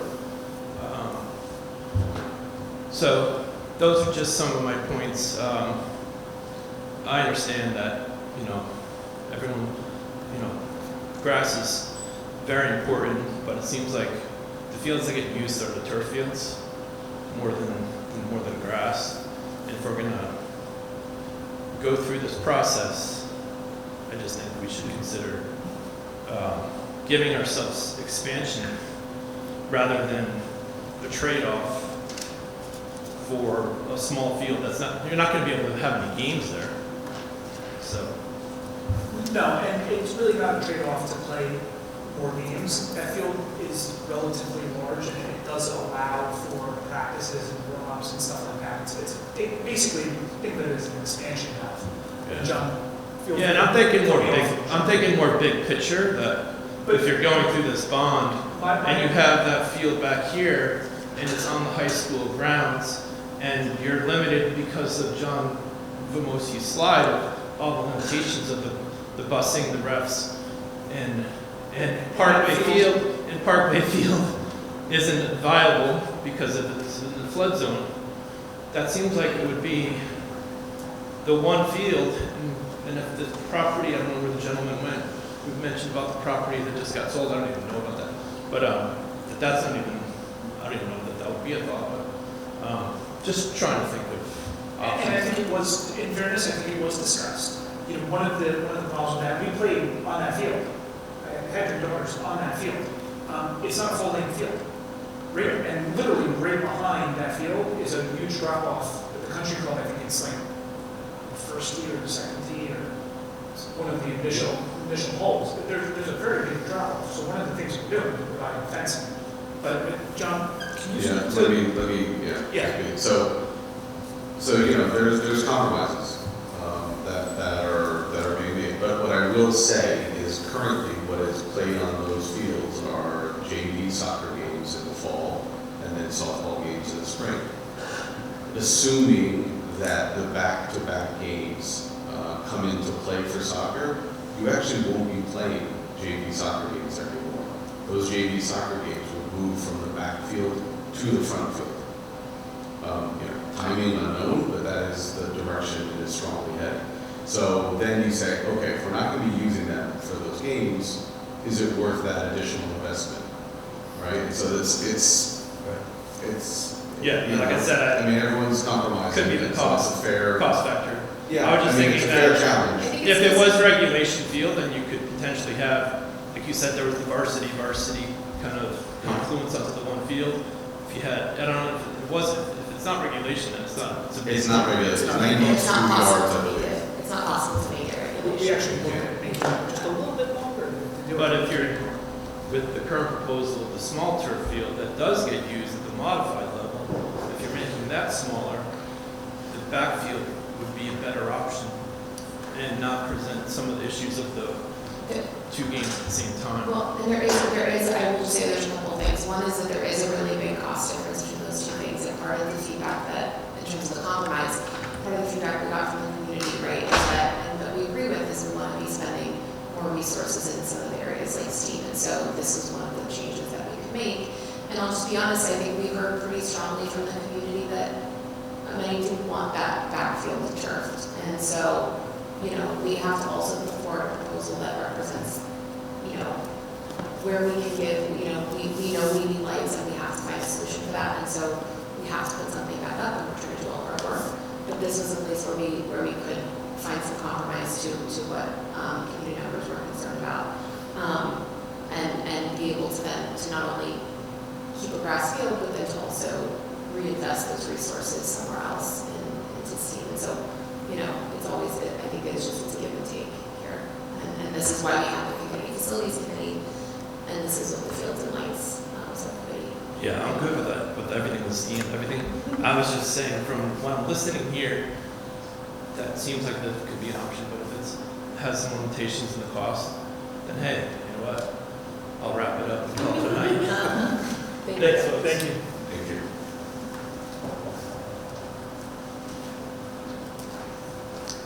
Edward Goralski, 90 Sunnyside Avenue.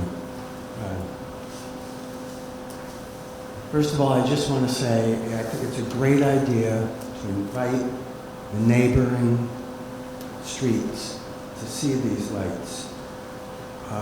This is a courtesy that is long overdue. It should have been done at least a year ago, probably when you first conceived that first glimmer of thought about lights. The neighbors should have been brought in and worked with them much closer than you have in the past. So that's a very good, it's a big positive. I'm going to speak briefly about artificial turf because it has been mentioned here, it's mentioned all the time, and at previous community and board meetings, parents have voiced their concerns with artificial playing surfaces and the health and safety of their children. No matter where you stand on the turf safety debate, I encourage the board and community members to take time to read the article, Artificial Turf Health Risks, posted on the Icahn School of Medicine at Mount Sinai website on May 29, 2025. Regarding artificial playing surfaces, the entry states that it can be difficult to assess turf field safeties for use by children because adequate risk assessment studies that assess all potential routes of exposure during realistic play have not been conducted. And also it says that terms like organic, green, and eco do not guarantee safety, as those items are not regulated for turf.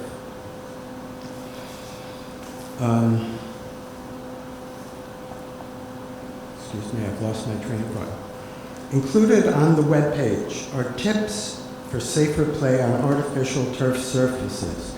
These deal with items such as wearing shoes, avoiding passive activities such as sitting, washing hands before eating, and showering after playing on turf, and several other tips.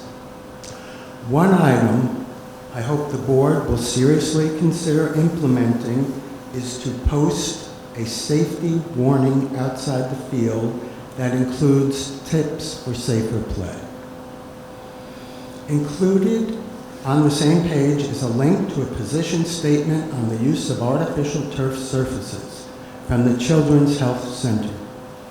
The Children's Health Center conducted a review of the risks and benefits of artificial playing surfaces, during which they found significant gaps in the evidence supporting the safety of artificial turf products. The position statement concludes that the Children's Environmental Health Center recommends natural grass playing surfaces as the safest options for areas where children play. I do hope that the board and the Pleasantville community will read these documents in depth, use the information to make themselves more familiar with the issues, and allow the details contained within to guide their actions. And one quick observation about that upper small field between the main field and the tennis courts. That is well above ground level of the main field. One of the recommendations is grass fields with subsurface drainage. Water, like me, likes to take the path of least resistance. So that any water collected on that field with a modern, up-to-date drainage system should drain quickly and allow play soon after the rain ends. So that's all I have. Thank you for your time. Thank you. And to be clear, we've seen that article, we've read that article. I think that's the Mount Sinai article has been presented to us previously, and we read it. What we're doing here is a little bit of a balancing act. I think, in a perfect world, unlimited funds, maintaining a grass field would be something that could be feasible. But the amount of usage we get, it's just not possible. I mean, we don't have the money to maintain it like Yankee Stadium is maintained, which they let rest for considerable periods of time. So we have to balance the needs of our students with the impacts while making it the safest possible surface that we can. That's what we tried to address, partially by leaving the high school back as a grass field, and partially by making sure that most vulnerable students have a more grass natural area. Right? You don't need to have as much turf or any turf over at BRS. You need a natural environment. The practical reality, though, is if we want to maintain the athletics that we currently have, we need to have turf fields. It's just not possible not to. There have been a lot of updates in the technology. There will continue to be updates in the technology. We will, of course, choose the best possible solution for the students that limits their impact as much as possible. Well, the thing I was going to add is, I think, and I don't want grass fields, right? I think we've said that before. One of the things that is interesting is to Mike's point that even in the last round of the capital project, the firm that we were using was already recommending some new options for turf that are PFAS free or chemical free, which is a new development in turf, and so we will make the best decisions that we have available to us, and my hope is that someday in the future that there will be artificial field options that are not, but we don't have to make these choices. Remember, we're all parents of young kids that will be on those fields. So we take this very seriously. You know, it's my daughter in middle school that's going to be out on that field. So we're not blind to it. We're very cognizant of it, and it is in the forefront of our minds. But we just have to deal with practical realities as well if we want to provide these opportunities to our students.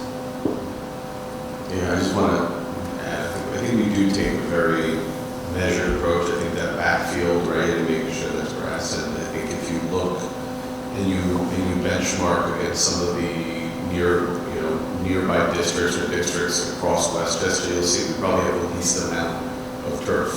If you look at Briarcliff, 2 full-size turf fields, Thomasville, Byron Hills, will have that. Right? A lot of people have more turf than us, so we are trying to limit the amount. I think, knowing that we also plan on grass fields, not only in the back, but we plan on Soldiers, we plan on Parkway for things.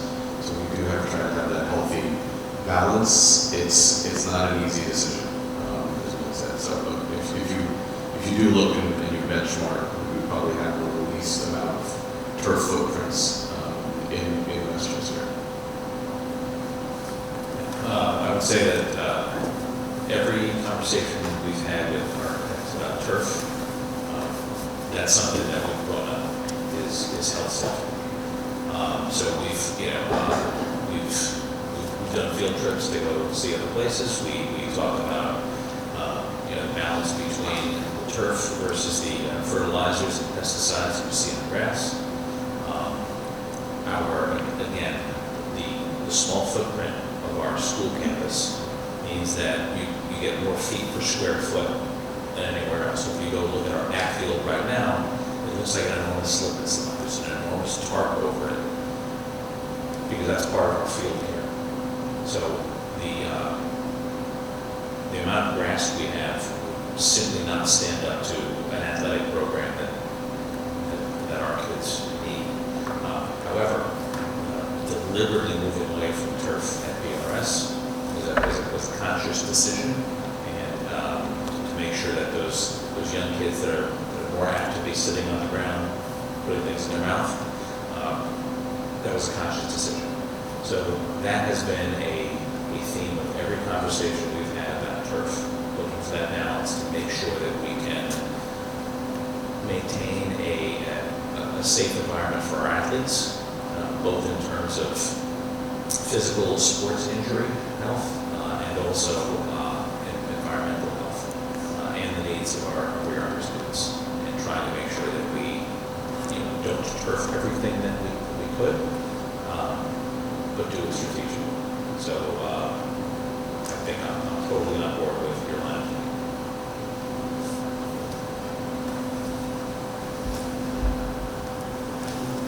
Michael Inglis, 40 Willow Street. I spoke out very strongly against the turf in the last bond issue, and I appreciate the fact that you're thinking more along my ideas as you're embracing them as you just stated. However, I have another question with turf. Do you know the lifetime, estimated life of the products that you're proposing to use now? I don't think we've selected. I know we haven't selected one yet, so that's not something we can answer. I can tell you they generally, John, correct me if I'm wrong here, 12 to 15 years useful life, can be extended by different methodologies, different care, different substrates. So there is wiggle room and flexibility built in that, but generally that's what the useful life is. Right. So the main issue is that you're going to come back to the community for another bond in 12 or 15 years' time. No, and we've said this in every meeting. Okay. We have set up in 2021 a capital reserve account. Sure. That is a savings account to make sure that we can pay for We will not those things. be doing that again. We will, God willing, yes, we will save up enough money over time to, in 15 years, not have to go out for a bond to replace. Okay. That is the plan. Can I promise that's going to happen? No, but that is, we are planning for it, just like you plan for, is my furnace going to go bad, I better put away some money, because I'm not going to be able to come out of pocket that huge sum all at once. So we are planning for it. That was John Chow's great job. Yeah. I would also urge you to just be straightforward and honest about the environmental impacts of turf. And the fact that plastic pollution and the runoff is significant, and microplastics in the environment are really a serious health condition. Just be straightforward with it and say, we want to have this, but we accept and understand, the health issues, just as you did for the gentleman before regarding the health and safety. Not just that, but the environmental. And we're not experts on that. We're, No. we're relying on advisors and consultants and then community members like yourself that are providing us with the information and then trying to make the best decision. Thank you. Thank you.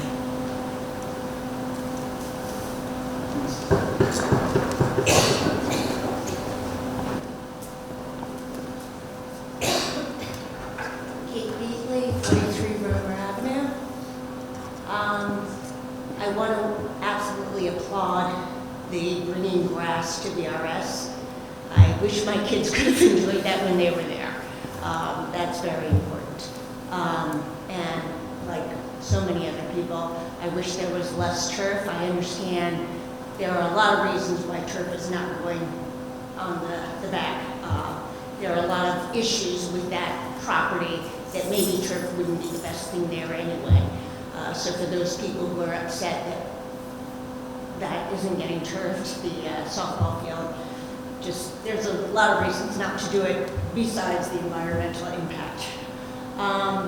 The lights policy, I appreciate all the time and effort you guys have put into this policy. It's a big compromise for everybody, I think. There are a lot of people who would like it much more limited than it is. My concern is that very bottom line, policy changes.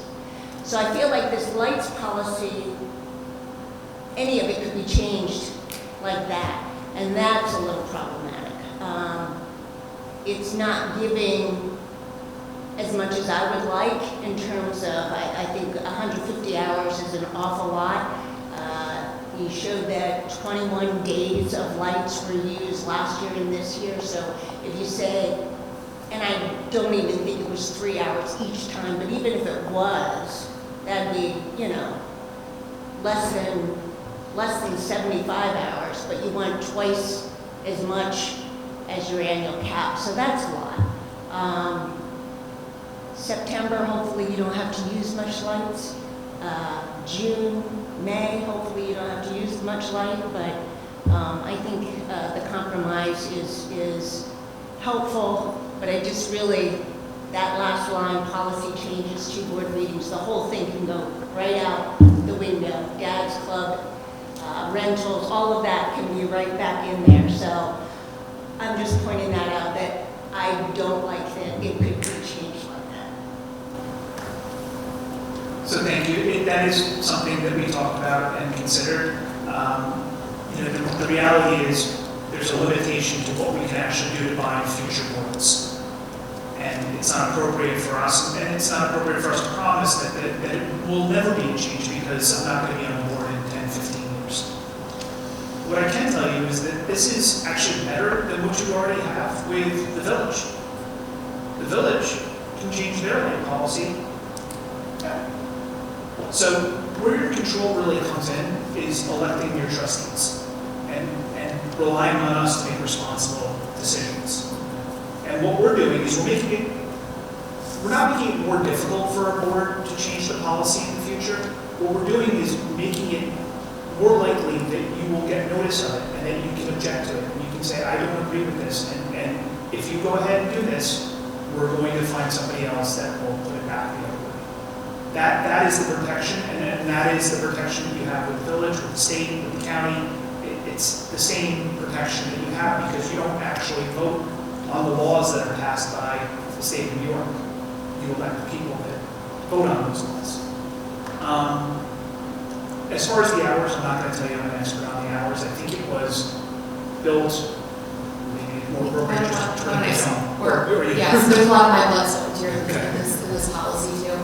And I think, I really appreciate the feedback, and I think we tried to be honest that, this is a policy that can be changed by future boards, and I don't think we want to hide the ball on that, right? We want to be transparent as we can.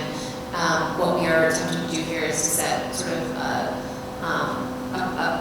viewpoint, which is we will only use them as needed, and we will not cut short the process for feedback and engagement with the community, and we will take extra steps to make sure that those who are most impacted. We listed the streets in the policy who get paper notices in addition to the regular cases, so that there can be real engagement and discussion. Because as Mike said, we may not be here when that happens. We will likely not be here when that happens, and so we want to make sure that the process is a good one. But what I will say about the 150 hours is that part of where that's coming from, and I think we all acknowledge, like, we're using it less than that, but as we don't want to come back, we also feel like it would undermine trust with the community to neighbors to come back a year from now when there are more back-to-back games, sort of what John was saying, that we're anticipating soccer, boys and girls soccer, lacrosse, maybe back-to-back, and so we are also trying to plan for what we can predict, knowing that we can't predict everything, because we don't want to be coming back to neighbors and community members a year from now and saying, we're already making a change to this that's going to increase. We want to be as transparent and upfront as we can, that we think this will accommodate what we can foresee. But also, we want to use them as little as possible, and have as little effect as possible on the community. But it's, as you said, it is a compromise where probably everybody's a little bit unhappy, and just do the best that we can to find that. So, John, would you want to say anything else about it? I'll just emphasize one point that Eric made that I think is important, is we're trying to minimize the usage regardless of the policy. We have a problem, and we're going to have temporary lights if we don't have permanent lights, because the kids have to play the games. So it's something that we're facing. It's something that a lot of other communities are facing. A lot of the other communities have lights or have passed bonds and capital projects to install lights. Schools that are similar to districts like ours that are within a community. We don't, I think Aaron emphasized it perfectly, that we don't want to break the trust with you and come back and say, you know what, we said 75 hours, it's really 90 because now soccer and lacrosse are going back to that. I don't think that's fair. We want to set expectations. But also, the policy can also change. We're using it over the course of years, and you guys come back and you say, this isn't working. We want our trustees to vote this way and change the policy in this manner. It goes both ways. And I think we all just have to be responsible in balancing the needs. I mean, we're a school. We're primarily focused on taking care of the kids, but we have to balance that with being good neighbors to our community, because we're a community institution. Our facilities, the bathrooms that are being used are for the broader community. When the kids are playing on the field, the bathrooms are open. It's on the weekends when the community, which happen to be the same kids that we're educating on the fields, that's when there's no access to the bathrooms. So it's a balancing act, and we're trying to do our best to achieve that balance.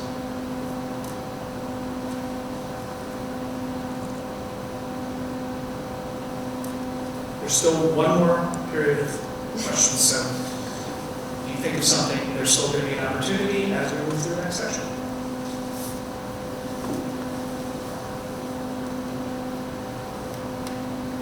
All right, so what's been decided so far? So again, this is a point of emphasis. One of the reasons we keep saying we don't have dollar amounts yet, because what we've given our architects are the draft recommendations that have come out of our Community Facilities Committee. So there will be decision making that's going to happen after those numbers come back. So a lot of things that we've talked about, it's likely that we're going to have to prioritize and say no to some of the items we want. But in terms of what has been decided, the general scope of the project that you see, those expedited projects, water pumps, there's certain things that we can't have fail. We just talked about the lights and the sound mitigation strategies. One of the terms you've heard a lot is compromise. There's been compromise from the outset, and not in a negative way. We have quite a few different competing community desires. And it's not a matter of right versus wrong. It's a matter of perspective. And that's absolutely normal in a community, and that's exactly why we're here, because we are not, and have not taken the approach that it's our way or the highway, or we're only listening to people who want turf or people who want grass. There are sensible compromises that we're trying to look at, so things like sound and light mitigation strategies that goes hand in hand with the light policy to facilitate the lights, so that they can play the games. So a lot of work has gone into this. Vote timing, May, that's definitely decided. So that gives us plenty of time for more of these forums. So this is the forum where we're talking about what we've seen here. The next forum, that'll be a forum that will feature cost. Because by that time we will have an itemized list of what these things are projected to cost us. And then we'll really get into conversations about relative value. Things that we have decided not to do, as you know, no turf on the backfield, no turf on BRS, and goalposts on the main field. Again, to make sure it's communicated that we don't have to have that, so we don't want people to think, well, we're gonna play football there with lights. That's not that. The idea of bundling came up. So this is one of those things that we've talked about pretty extensively, have not come to a final decision yet. So one of the leading suggestions we had was a three-part vote. Those infrastructure items, those have-to-haves, make sure your heat and water are running. Those are the things that we have fast-tracked. So that will be infrastructure, for example. Innovations and enhancements. So BRS, that's definitely an enhancement. All the things you saw on STEAM slides, those are innovations. The fields and lights, combination of innovations and enhancements. Fields, I should say. Lights, you can see as a third category, a standalone. That's obviously something we talked about extensively, and I expect that conversation to continue. So one of the leading suggestions we've had so far is a bundle of three items. And that again, could change as costs come in, more work from the Community Facilities Committee is going to happen. So we're going to keep leveraging the expertise and the community perspective that came out of the CFC. So you'll hear more about those discussions as we continue with our next forums.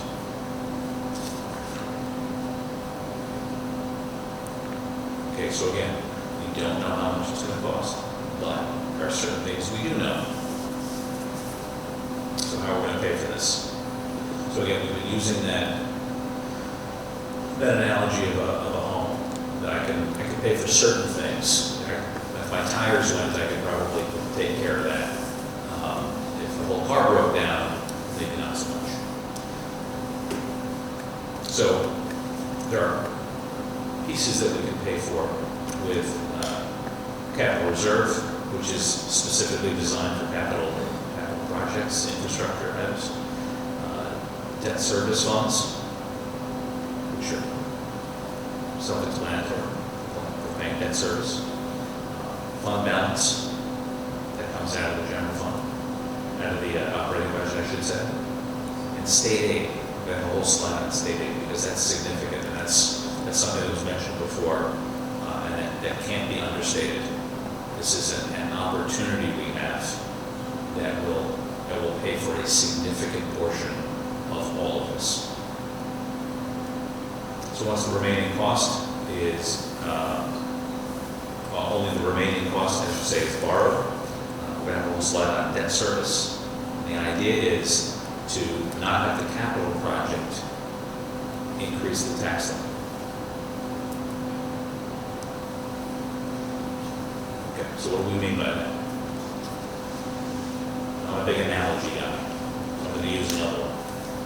My last car, I got up to 238,000 miles. I drive far, I can't really lease, so I buy my cars. My wife bought her car. What we do is we make sure that I'm not buying her a new car, we're not buying her a new car until my car payments are done. When my car payments are done, that debt that I'm paying drops off, and I have capacity there to then buy the next car and keep my debt even. That's what we're going to do here. For voters, what we want to do is we want to keep our debt stable and your budget votes predictable. We don't want them going up and down. So if you look at this slide, on the left side you see that column's got the year. On the right-hand side are debt payments. And at a certain point in 2030, some of our debt starts dropping off. So we go from 4.6 million. If we continued that chart downward, we'd have many years of 2.3. Again, this is normal. We carry debt so that we can pay for the things we need. We can get that college education by borrowing. We can get the house by borrowing. Carry the debt. We can keep our schools running by borrowing. So the way this would work is our borrowing would occur on the right-hand side, 2030. And we'd fill that in and keep it at that, relatively at 4.6 million level. And the debt would be stable. And the borrowing would not cause a tax levy increase. Did I do okay with that?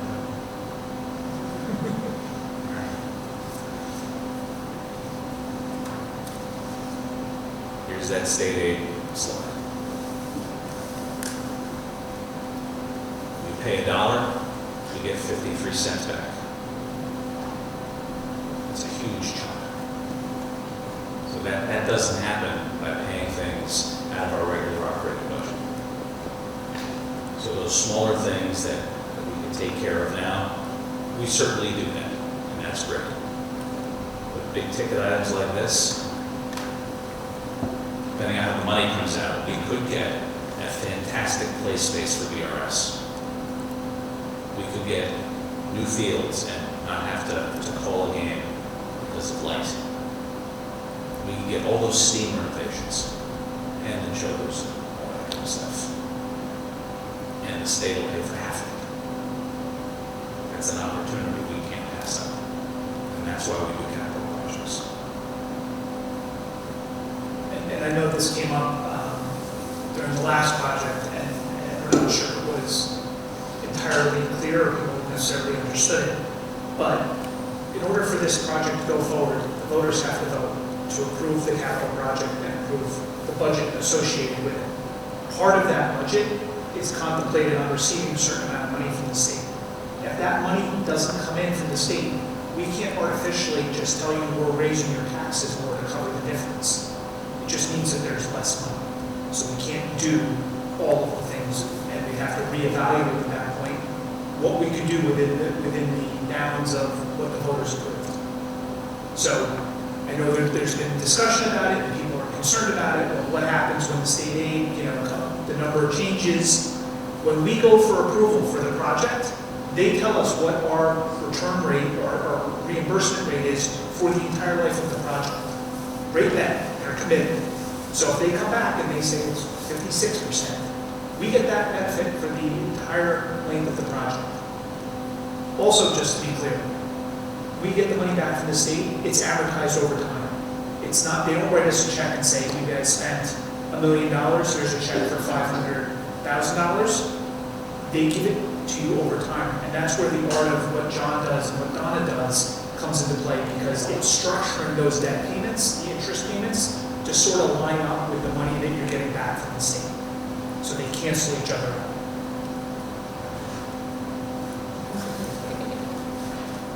I'm going to take over John's shot.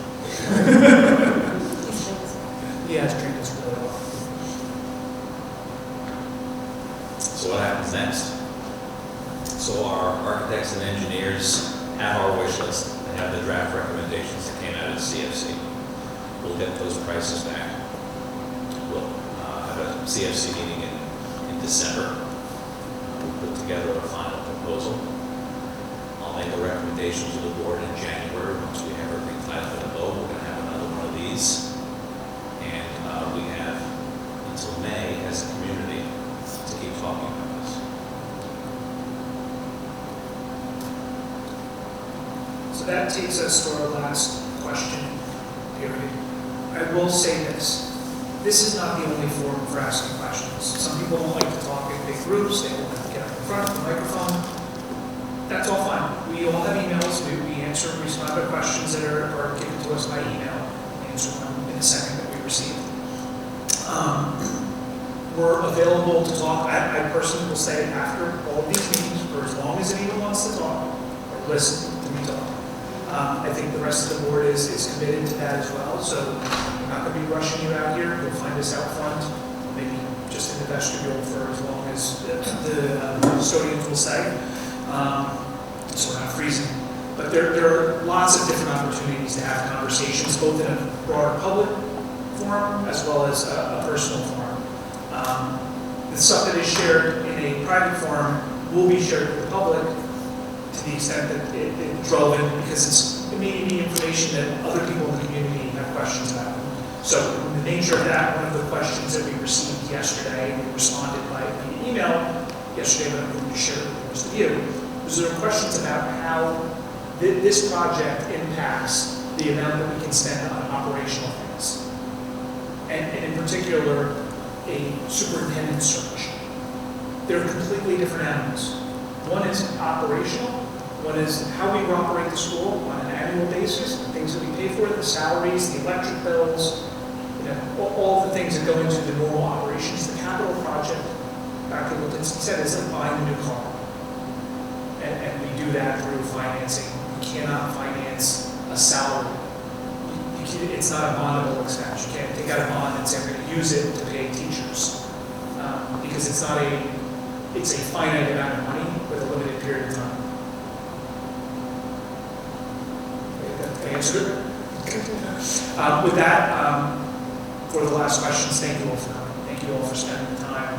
I know a lot of you, this is not your first time sitting in this room. A lot of the stuff that you've heard is probably somewhat repetitive. Encourage you to continue coming, continue to keep coming and asking questions. It's what we're here for. We want everybody, when they go into that voting booth in May, to feel comfortable. We may not agree on the result, but to feel comfortable. And then this is the last section before we go to intermission and we begin the second half of the forum. No? Last question tonight from me. Can you go back to the slide on the debt payments? Thank you very much. So if this bond is approved in May of 2026 at the vote, right? That's what you're hoping, correct? When will you be borrowing the money? I'll jump in with you. I'm just kidding. Go ahead. We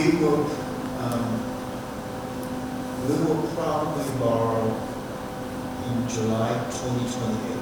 July 2028. The reason is because we need funding. At that time, I don't want to make it technical because No, I think you should make it technical. You should. it is very technical, so I'm doing the technical. Yeah. So we will borrow a band.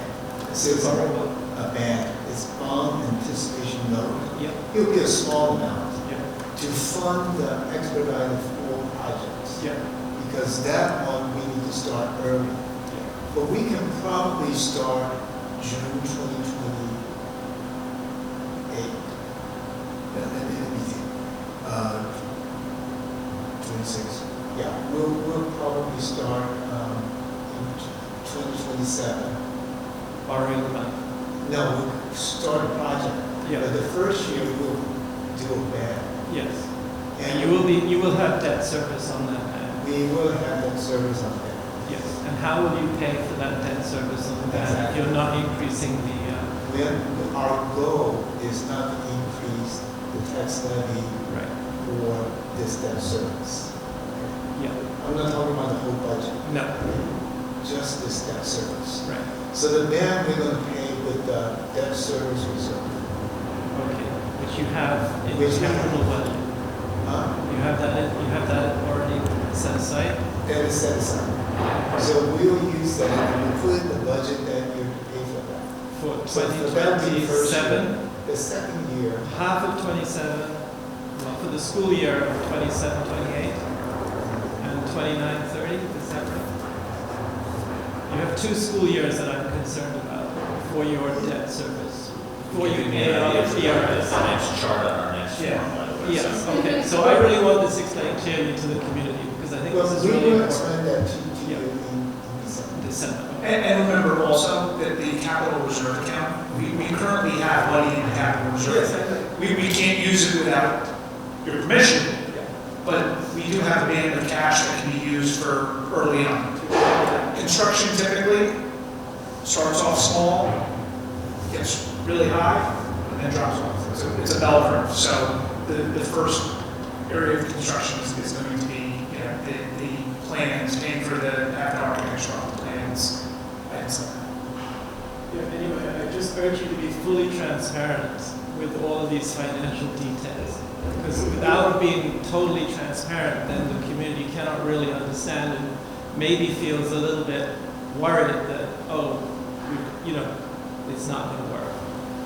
So if you're fully transparent, I mean, just saying that, the BRS payments, basically that bond is dropping off, that's where your $1 million is coming down, the debt service is coming down because that big debt is paid, fully paid now. But there are 2 years in between. So just be transparent. That's the goal. We tried to put this together. We'll work on a better chart to sort of demonstrate this to make it easier to follow. Hi, Joseph Scargiati, 1023 Roman Avenue. Before you start, I don't want you to feel like I ignored your question about the gate. I don't have the answers to that. We'll look into it and talk about it and get back to it. I just can't answer it. That's fine. But I have a question though about this slide in particular. Are you paying off debt in the next year, let's say, paying off debt so that when you borrow, let's say you borrow $10 million, just as an example, I don't know, whatever gets approved, $10 million. You're gonna have to pay off, and 50% of it comes from the state, so you get $5 million.